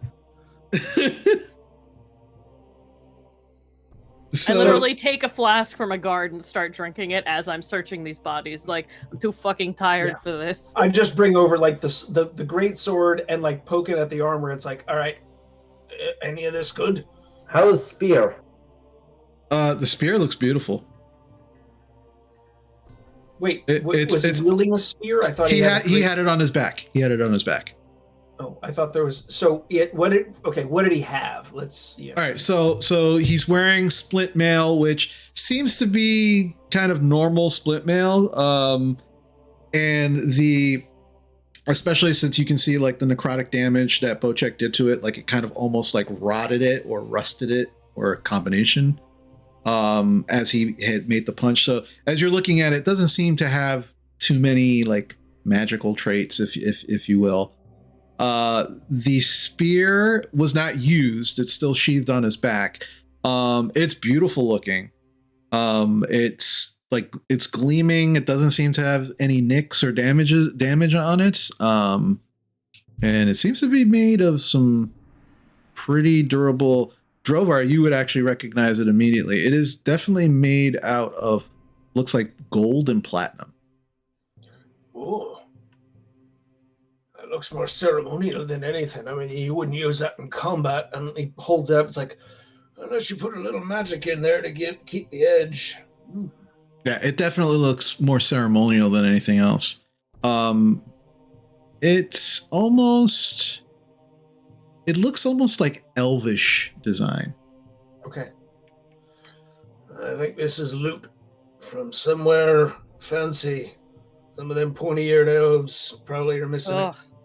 Well, take a look. Let's see if it's worth anything. If nothing else, I'll be happy to get it back. It's worth something. I mean, especially to them. We could sell it to them, probably. Yeah, but if we can kill things faster with it, it's worth keeping for a bit. Then we can get a reward. He might have rings or amulets. I don't know what that guy was loaded with. Yeah, I'm gonna start searching him. Dasha knows what she's about. We just gotta watch her when she writes down the inventory. Yeah. Hey, what? I've been keeping track of party gold. It's in a separate pot from the rest of it. I know how much is in there mostly. So do we. All right. He has a great sword that he was using. Definitely, it doesn't necessarily look magical. It definitely looks well kept. And it does looks used, but it's absolutely been taken care of. But it doesn't look like a specific like design. It's just a general greatsword. He is wearing bracers that look a little out of the ordinary with the rest of his outfit. They are red and they have some ornamental scrolling on it. And a cursory glance, and you continue to check. There is no pouch of coin, as you might expect. There's no coin at all on him. And there is a quiver on his back that was not holding the spear, but there is a quiver on his back. And that also has some ornamental scrolling. The leather is actually, looks like, even though he kind of fell on his back, the dirt immediately just kind of falls off of it, and it looks brand new. All right, Can I check out the bracers? Yeah. I was going to say, I can identify two things, so you tell me what you want me to identify. You can identify everything, it just takes lots of time. Okay, but I can identify two things right now. Bracers and quiver, probably, because those are things we'll probably want to use right off. I'll take a look at, I don't think I've got history as a thing I'm proficient in, but curious if it's something, it's like, oh my god, it's the spear of blah, blah, blah.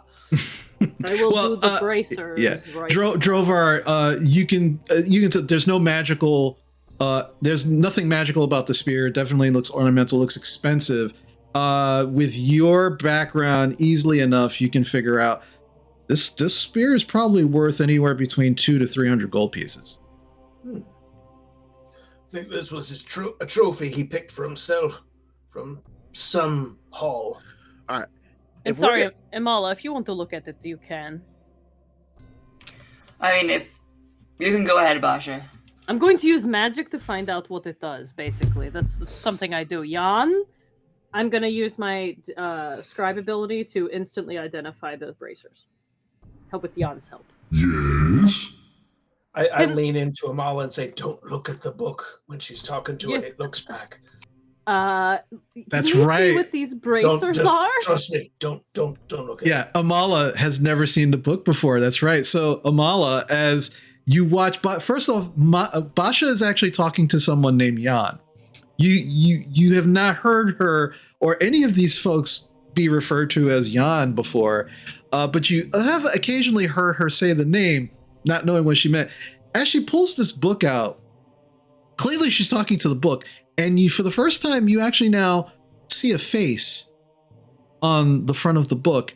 And as she begins to take the bracers from you and take the quiver and is talking to Jan, the eyes open, and where you would expect, with normal eyes to see irises and you do not see that. You see where the irises would be.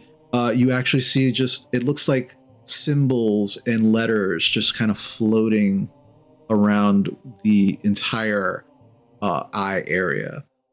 And she's just continuing to talk. And as you cast the first identify spell, immediately you watch Amala as both her eyes flash blue and so do the eyes of the spell book. Ooh. Yeah, don't look the book in the eyes. Bocek did that once. We had to put a bag over his head just to break the connection. Oh, so Basha, these bracers, very interesting. These are bracers of force resistance. Oh, very good, Jan. Okay. Missile resistance. And she talks out loud. You don't hear Jan's half, but you do hear her talking out loud. So she's like responding to nothing right now. Oh, very good, very good. Okay, bracers of force resistance, everyone. Alright, so anything else? But that will take 10 minutes, so we will have to look at these other things. Look at this quiver. All right, so this time, instead of doing it instantly, now you see Basha kind of like make a circle on the ground, and she begins kind of like scrolling in the dirt these symbols, and as she finishes a symbol, it flashes blue until 10 minutes go by. Yes, Corporal? While this is happening, I go, hey, Drovar, Bocek, you up for a quick run to go get our horse and cart back so we can bring it inside the castle? Oh, yes, no problem. All right, let's do a recon.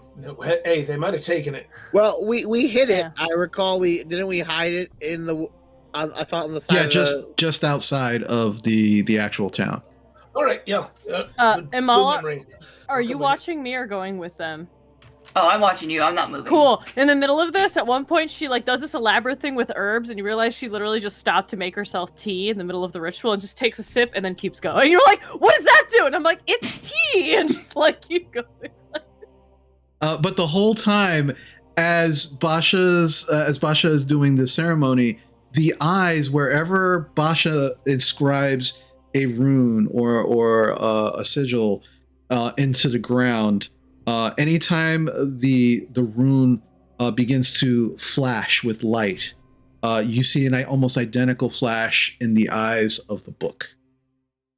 And you're not 100% sure what you're seeing, but it's definitely odd. And considering, see, it is nighttime. Yeah. Okay. So yeah, that's what you see right now. And 10 minutes go by, and Basha, you hear Jan in your head as normal. Oh, this is a very good find. This is the Quiver of Elona. This is each of the quiver itself has 3 compartments that connect to extra-dimensional space that allow the quiver to hold numerous items while never weighing more than 2 pounds. Oh, this is for Warple, 100%. I'm listening. The shortest compartment can hold up to 60 arrows, bolts, or similar objects. The mid-sized compartment holds up to 18 javelins or similar objects. The long compartment holds up to 6 long objects, such as bows, quarterstaff, or spears. You can draw any item from the quiver, as long as it contains that item, and doing so like a regular quiver or scabbard. Oh yes, this is definitely for Gwarple. Gwarple! Oh, he's gone. I'll tell him when he gets back. But yeah, so those are the items that you find, and again, you can take the greatsword. It's normal, but it's in good condition. It's well used though.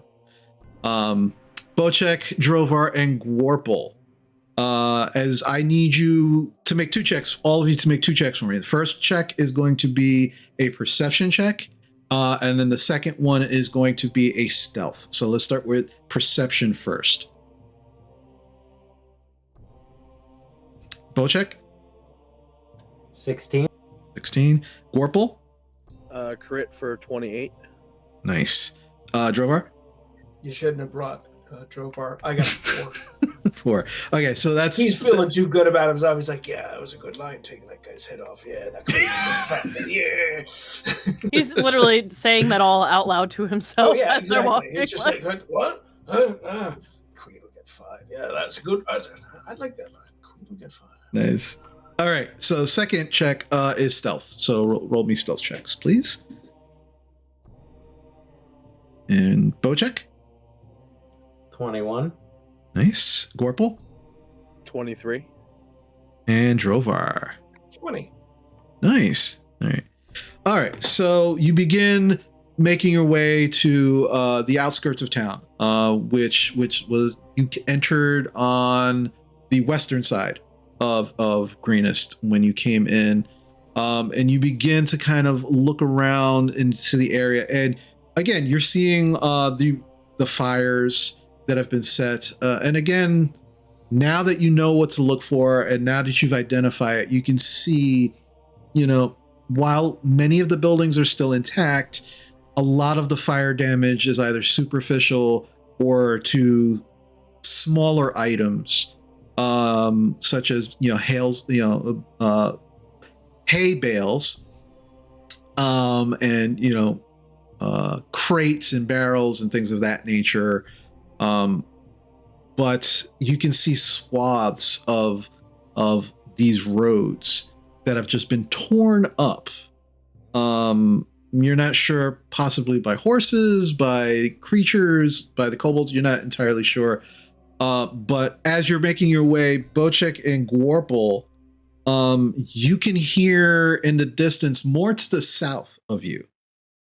And as you kind of like turn and can hear what sounds like just like a lot of voices in, being carried over the wind. It's definitely to the southeast of you. But regardless of where these voices are coming from, you let Drovar know, because Drovar is not paying attention whatsoever. But you definitely let him know that he needs to keep it quiet regardless. And without issue, you make it to the edge of town. You make it past the edge. And you only find your cart and Hank. The other horses don't seem to be anywhere in the area that you came in on. But Hank and the cart are exactly where you left them. Guys, Hank killed the people who were trying to steal our cart. There are 2 dead kobolds under the cart. As you examine them, Hank. they have been trampled to death. And you're just like, well, how did they get under the cart? And it's very clear that Hank grabbed them and put them under the cart. Fucking Hank. I go up to Hank and I go, "You're a damn fine soldier," and I hand him a good berry. That's a He's- badass Speed horse. He Being, takes being stuck to the cart and everything, he still managed to kill those little buggers. Good job. he takes the good berry. He's like, We're gonna get you somewhere safe and unhitched so that you don't have to fucking carry this on your back. All right. all right. So you easily enough you make your way back. Now it's a little easier with the cart, and you're still paying attention, and you are all starting to come to the realization that at least in this area, there's nothing around here. There's no presence of not just townsfolk, but none of the raiders, none of the creatures, the kobolds. You don't see anyone in this area. You don't even hear them. So it's a little odd, but you're definitely thankful that you don't have to take care of any, incursions in this moment. What was the camp southeast that we got from the cultist told us? I thought it was northeast. It was like the main camp where they were supposedly taking all the stuff. Didn't he say it was like north? He said it was they were amassing it to the north and then going to the camp, if I recall correctly. Yeah, I my notes are like camp a few hours away, 120 strong in town, 80 in camp guarding eggs. Like, yeah, not very detailed. Right, but Yeah. the sound, but if there's a sound of it, sounds like they're congregating southeast. It's like, okay, is that over towards the temple, like where we fought before, or? Yeah, it's like moving like somewhere in that area, if not that area, more south. If we killed them, we drove off the dragon, we killed that champion of theirs, and they're still moving around here. What else do they need to do? It's probably stragglers who not realize that fucking leaders got asses kicked. So busy in fucking bloodlust and raiding that they still trying to steal things. I mean, look, if I was drunk and robbing a bunch of people, I wouldn't pay attention that Drovar got killed. What? Oh, I'm hurt. It's a hypo joke. Okay. All right. So do we want to take a look and see what the hubbub is with these guys gathering up? well, I mean, if you're here, you were saying you heard enough of them that, that sounds like they're gathering for something. yeah, but that also, like, if we don't recall, they said there were 120 in town, and with our counting total and these extra 16, that's like nearly most of the people that were in this town All right. accounted for. Maybe so, but so what's making the noise? I mean, one or two talking to each other isn't going to be that much noise. Well, you first. I was going to say they're probably gathering to head to the camp, and we're hearing them. If it sounds like a lot of people, I think they're probably leaving. But I think we maybe sneak up on the 1020 leaving because we kicked asses of 1020. I'm not saying even with Hank here, I'm not saying we ride into him, but I'd like to know what they're talking about before. Look, Hank will take them out. Well, I mean, if you want, I guess personally, I'd like to know, but I'm not the sneakiest one of the bunch. This is more on you, Gorp. If you want to take a look and just try to get an observation on them. Okay. I mean, I'm tired as hell. I'm seeing all kinds of things now because I need sleep. But if they're still up, as you're getting closer, like you're like right by the entrance to the keep, some of the guards are like, "The Castellan is looking for you. He's got some information. Come." I'm telling you, you've heard something. Let's get Hank in there. He's Hank's killed 2 kobolds. He's earned his good berry for the day. Hank actually nudges you in the shoulder when you say this, Drovar, and goes, Yeah, I don't have to speak Hank to understand. He likes that idea. So you make your way into the keep. You absolutely make sure that the guards take care of Hank in the cart. They actually seem to recognize that this is like a war horse, and definitely take it into one of the stalls. They unhitch the cart, and they absolutely, like, they're taking care of it as if it's something one of theirs. But as you kind of get into the main area of the keep, the Castellan is kind of waiting for you. He says, good, you're back. All right, I got all of you. And he kind of looks and sees Basha and Amal and kind of waves you over. All right, so look, since you took care of fuckboy out there,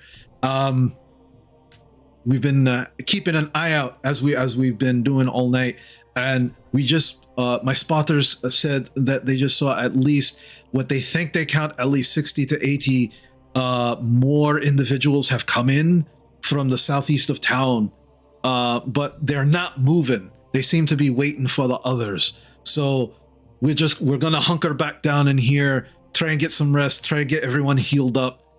We've got some guys for all of you. And as he says this, there's like 3 clerics who kind of come over and they begin to actually start healing. They kind of look you all over, and they go to Amala. They go to Bocek, and they begin healing. And the Castellan actually puts in your hand, Amala, a greater healing potion. And he goes, "That's for doing a fucking great job and just going out there and just saying fuck you to that guy. So thank you so much."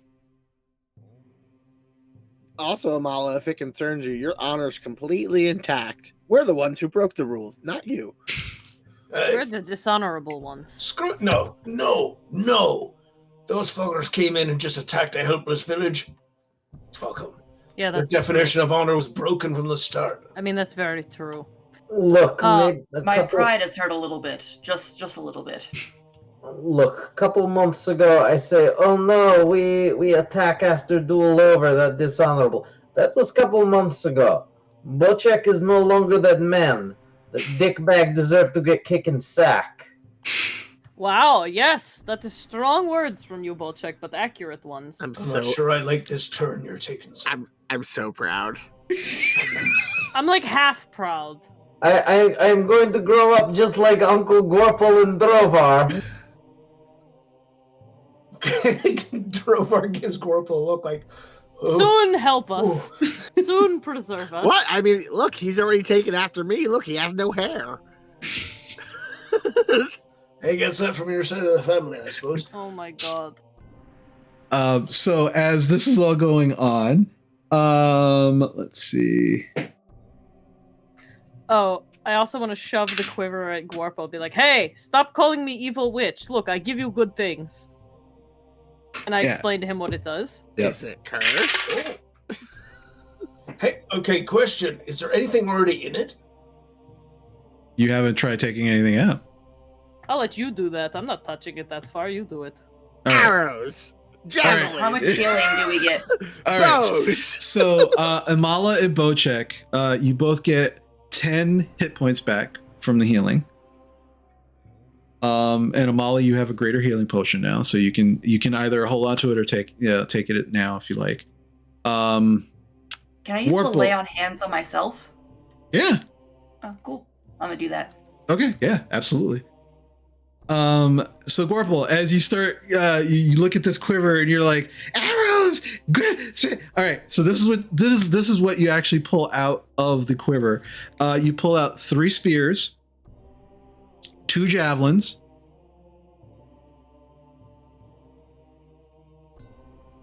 30 arrows, and 40 bolts, crossbow bolts. That's it. I checked the long containers to see if there's anything. And those like, does he have a sword? Nope. Happy you. Does he have a bow? Nope. Okay. All right. He doesn't have anything in here. All right, let's put this golden spear in there just for now. There's a quarterstaff. There's a regular old quarterstaff in there. There's a stick. I found a stick. Bocek? Bocek? Yes, Bolchek? I look at the Castellan. Can I please have some arrows? Sure. How many do you need? I don't know. I took a bow and arrow, shot at the dragon, and left with the bow. And then next time I pulled it out, realized I didn't have any arrows. I got you. And I just hand you a quiver of 20 arrows. This is my extra quiver. I took it off my saddle. You can just have it. I have way more arrows now, though. Like, face facts, you're really just a reload for him later. Well, thank you, Gorpal. I mean, listen, I think we all should have longbows. Even if you're not a great shot, it's still worth to take it. They're incredibly long ranged. I got this. My I got long one range, almost yeah. as tall as me. Also, It is if you're not stringing it. Also, I found my darts. Apparently, I accidentally unequipped my entire backpack from self. Oh no! I'm glad you found them. leaping onto the Strangely, head a of a blue lot of dragon will do people have that. done All right, that. all right. So here's Mr. DM tip for the day. There was recently an update to D&D Beyond. So anyone who's using D&D Beyond, please check, because that update actually unequipped many people's things that they were actually wearing, including armor and weapons and all that good stuff. So if you're using D&D Beyond and you have not fixed that, check it and fix it, because that is a thing that is happening to people. Oh, look, I had the backpack all this time. Who knows? Under all these robes. Look at that. All right. So as you do that, so the Castellan is like, all right, so you got arrows, no problem. And it just kind of walks away from you. But now you can see that with this news of this large group that has actually apparently come into town from the southeast, you can see that they are now barring up all of the doors to the keep. The guards are on extra high alert right now. And there's definitely a presence of the militia and the guards just kind of like staring off in that direction. They're all over the walls in every direction, but there's definitely a heavier presence. You can definitely see spotters using spy glasses and things of that nature to the southeast of town, just keeping an eye on that, trying to see what's going on. But in the meantime, Governor Nighthill just comes over to all of you. It's just, my friends, thank you so much. You've done so much for my people. I mean, I don't know, considering this new group that's just come in, I don't know if you'll be able to take the rest you deserve, but places have been prepared for you inside of the barracks area. So you can rest for as long as you possibly can. And I think we should, but I don't like the thought of that group out there without knowing why they're here. They're waiting for something. They're here to try rob us again. They're probably waiting for fucking guy that you cut head off of to give orders. Maybe, but we don't know. Look, worst comes to worst, they send back another guy with fucking head for you to chop off. Oh, sure. I mean, I've got no problem taking another head of these bastards off, but 80 or so of them. But if there's just a bunch of thugs and kobolds and stuff, then we can deal with them. But that's a big enough number. I'm not saying we run out and start hacking them down, but I want to know what they're doing here before I go to sleep if I can. Oh, you can figure out. I want to sleep. I am like this close to like having no abilities at this point. Like I can feel my magic's just like straining at the edges, like threadbare carpet. It's terrible. I need sleep. All right. Basha, and everyone, do you have any? Does anyone else want the bracers, or may I have them? Oh, I was about to say you should take them, and I hand them to you. I was like, I was going to suggest. What do they do, by the way? Actually, yeah. What do they do, DM? Oh, it is when you equip them and attune them, they give you resistance to force damage. There you go. Oh, That's why your sweet. magic missiles only did far less than you thought they would. They're bracers of force resist, DM? Yes, they are a specialty item. I will put them in your inventory for you. Thank you. Yeah. Oh, that's cool. That's one of the great things about D&D Beyond. You can homebrew your own magical items. Drovar, I am quite exhausted, but I will come with you. This seems a little stealthier. What? You get your rest. You get the rest. You've died twice, so Either At this point, the governor actually puts his hands up. He's like, "Listen, we have our men watching. We have spotters. We still have scouts out there as well. If something happens, you will be the first ones that we alert. Right now, they're just congregating. They're not moving. And in fact, the group is getting larger, but that seems to be from the ones that were already here. If they make any move towards the keep, they make any movement, we will come to you and inform you. But you all look really, you've done so much already." I know. We are a handsome group. I understand. We all look great. All right, I'm gonna have a kip then. Wake me if they start moving this way. Right. And like a ex-soldier, he just lies down and he's out almost instantly. The governor's like, if could you carry him to, or just throw a blanket over him? I don't want to. Don't worry, I carry him like sweet baby boy. Right.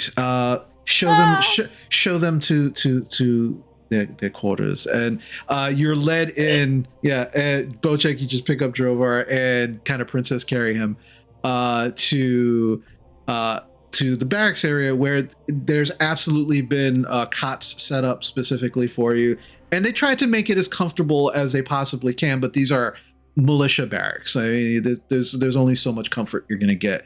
But you are you have walls around you. It is definitely cutting off like the noise from the hundreds of people in the keep fairly well. So you can all probably, if you begin your long rest, if that's what you're looking to do, you can add. This is absolutely the best place to do so. I'm gonna flop over and sleep. Just fall, nap. All right. Basha takes a minute because like people are making too much noise, and she'll like lift up her wizard's hat and like glare at people, and then eventually she just like kind of passes out. It takes her a bit of rolling, but she gets there. Yeah.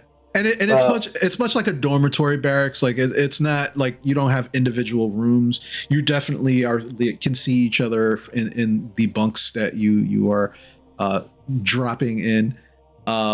But it's comfortable enough, and definitely a place it feels great. Considering everything.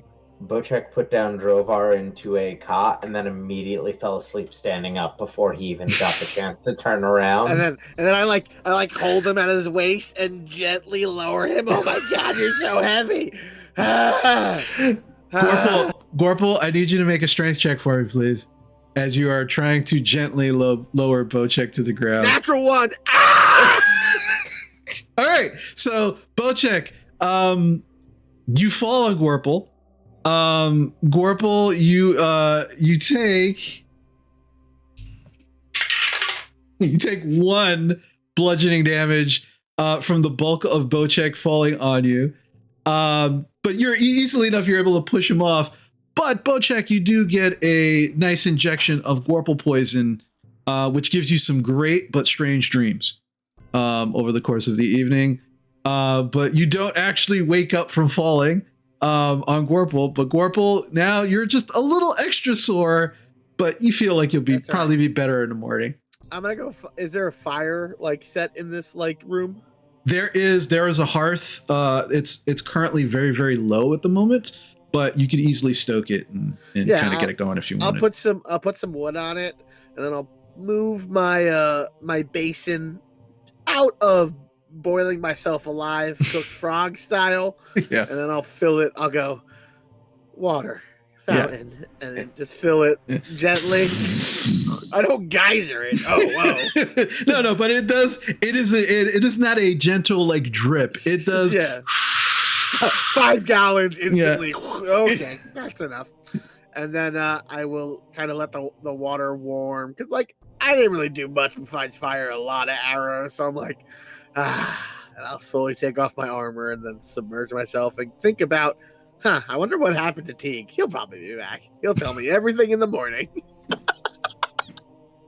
Yeah, he sure will. Upon hearing the thud, Amal will be like, "Ugh, get up," and she will put Bocek into bed. Okay, yeah, Bocek is technically on a cot. Technically, in the technical sense that he is on it, but his legs, like his ass and legs, are hanging off of it because there is not a cot big enough for Bocek. You can see that they did try to put 2 cots together, but because you're just kind of like swinging Bocek muscle everywhere, there's just no comfortable way to put him on it. But he doesn't seem to bother him. Like he's just completely out. And like, eventually, I imagine Amala with like just her legs bent off the end of it, just like, this is fine. Yeah, and you as well. Like you can tell, like they try. There are no militia, even though there are a number of different folks from different walks of life. There's definitely no dragonborn or half giants amongst their group. So they did their best to kind of like with betting and such, but it wasn't great. But it'll definitely give you the rest that you're looking for, at least for the moment. And this will be a long rest? We'll see. So, as you all take your various, rests for the evening, and definitely do try, attempt to take a long rest. Pasha, you awake to find yourself shivering and kind of holding a blanket around yourself to kind of keep yourself warm. And as you kind of like open your eyes and begin to kind of focus on what's happening around you. No, you're freezing on me. Hang on. I can't hear you. No. Oh no! Let me know when you can hear me. Uh-oh. All right, so Another lag spike, yeah. Lag spike. Are we back? Once again, sound fun on Twitch, but okay, yeah. So there's been a lag spike, folks. It seems like things are going a little crazy. Waiting to see if things come back. It doesn't look like things are coming back. All right. So who can actually hear me and interact with me right now? I'm listening on Twitch, if that helps. Okay, so it looks like just Matt and Jane at the moment. All right, so there we go, and John. You're back. Okay, awesome. I don't know if I'm back for Jean and Julia yet though. They seem to be kind of like still in that frozen area. Oh, it's not good. All right. So you know what we'll do is that's what we'll do. We'll end for the evening. And when we come back next week, it'll be at this very moment where you're all taking your long rest or attempting to take your long rest and the things that happen before you awake. So this was a great game, everyone.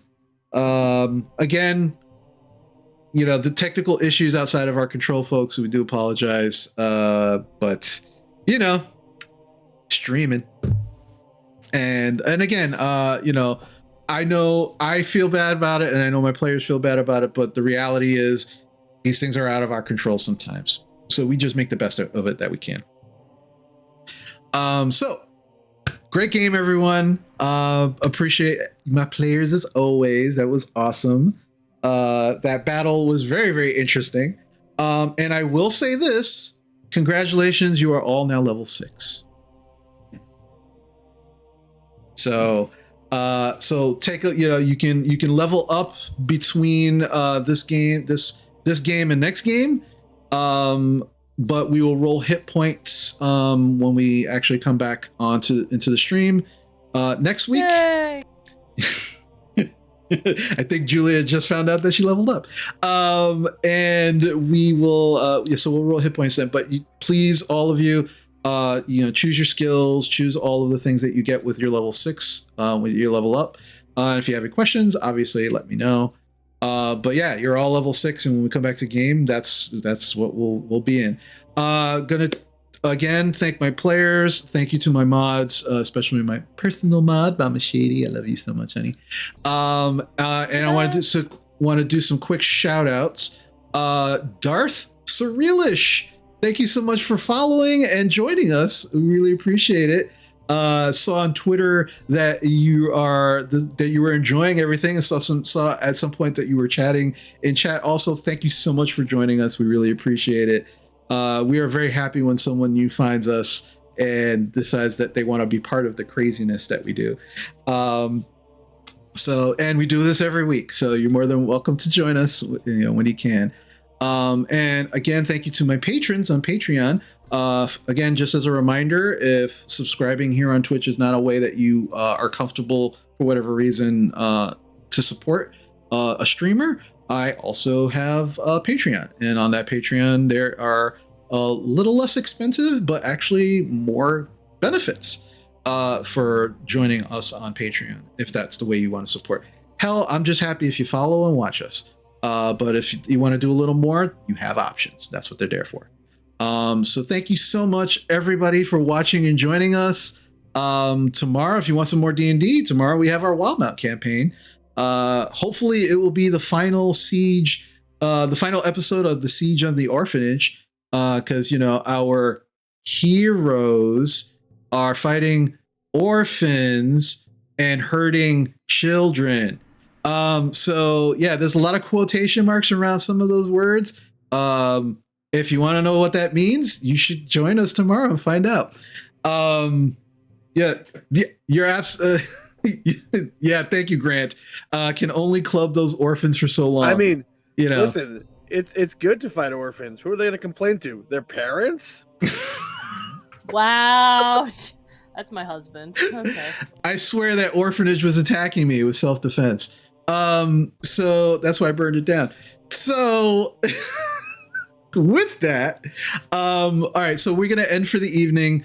And we ask that you don't go anywhere, because we always do try to raid someone who is not only a great person or a great streamer, but someone who has also supported the streaming community in various ways. So when we end tonight, we're gonna raid. And I just ask that you show them the love that you showed us tonight. Say hello in chat if you're so inclined. If you're not following them already, throw them a follow, because we definitely try to share the love with folks who have done the same for us as well. And that's the best thing that we can do to lift each other up. So thank you again to everyone. We love you very much. Remember to be kind to yourself and be kind to others. We'll see you next time. Take care.